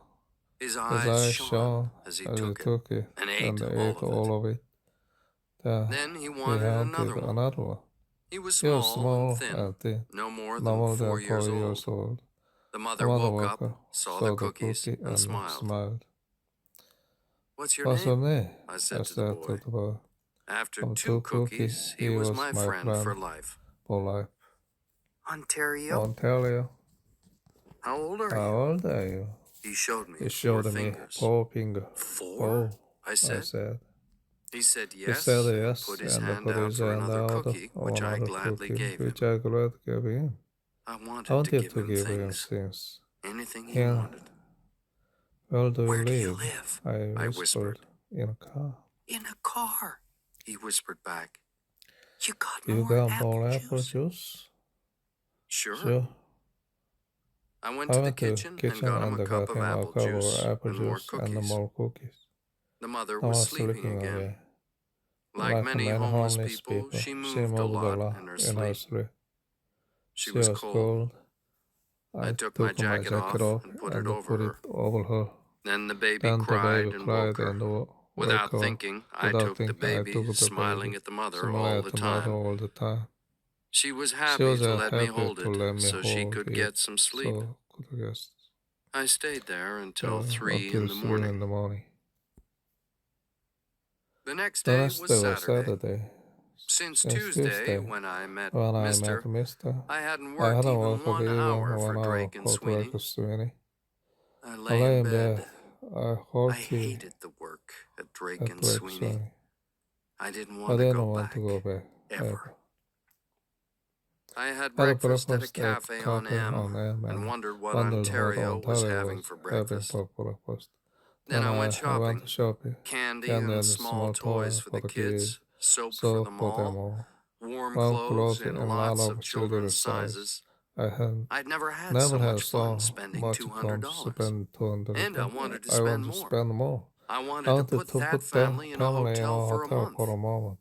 I wanted I to start wanted a to start a lawsuit lawsuit against the against a person who had person made who them had made homeless. them homeless. I I couldn't couldn't wait to wait have to have Ontario's Montana family as as my my clients. child. I went I went back to back the to the church, church, leaving leaving all the all the toys toy and and the clothes in the clothes in the car. car. But But Ontario's family family weren't wasn't there. there. I I asked asked the Mordecai mother where they were. where they were. Who Who knows? knows? The The homeless homeless go from go from kitchen to kitchen kitchen, to kitchen, shelter to shelter to shelter. shelter. Next morning, Sunday, Sunday, I had I the had a small small television television in the in the kitchen kitchen on while on I ate while I ate breakfast. breakfast. But the But the TV TV news news stopped stopped me me from eating. from eating. I I heard heard the the word, words, but I but I didn't want to didn't want to believe them. believe them. I I walked walked toward the toward television. My my feet feet were were heavy. heavy. My My heart heart was was cold. cold. My My mouth mouth was was open in open in shock shock and and disbelief. disbelief. Sometime Sometimes around around 11 p.m., 11 p.m., Washington Washington police police found a found a small small car car near Fort near Totten Park, in a in a gang gang area in area the in the northeast of the northeast of the city. city. It was It was parked on the parked on the street. street. Inside Inside were were a a young young mother mother and and her her children, children, all all dead. dead. The The mother mother had had started the started engine of the the old engine car and of the left it older running car to and keep the left family it warm. running to keep the family The air warm. in the car The air in poisoned the them while car they was slept. while they sleep. They gave the They mother's gave the name. mother's name. It It was was Lonte Lonte Burton. Burton. The baby The was baby Tomiko. Tomeko. The other The other children were children Alonzo are Alonzo and and Ontario. Ontario. Their Their candy and candy toys and toy soap and the and soap and the clothes clothes were still in still my in my car. car.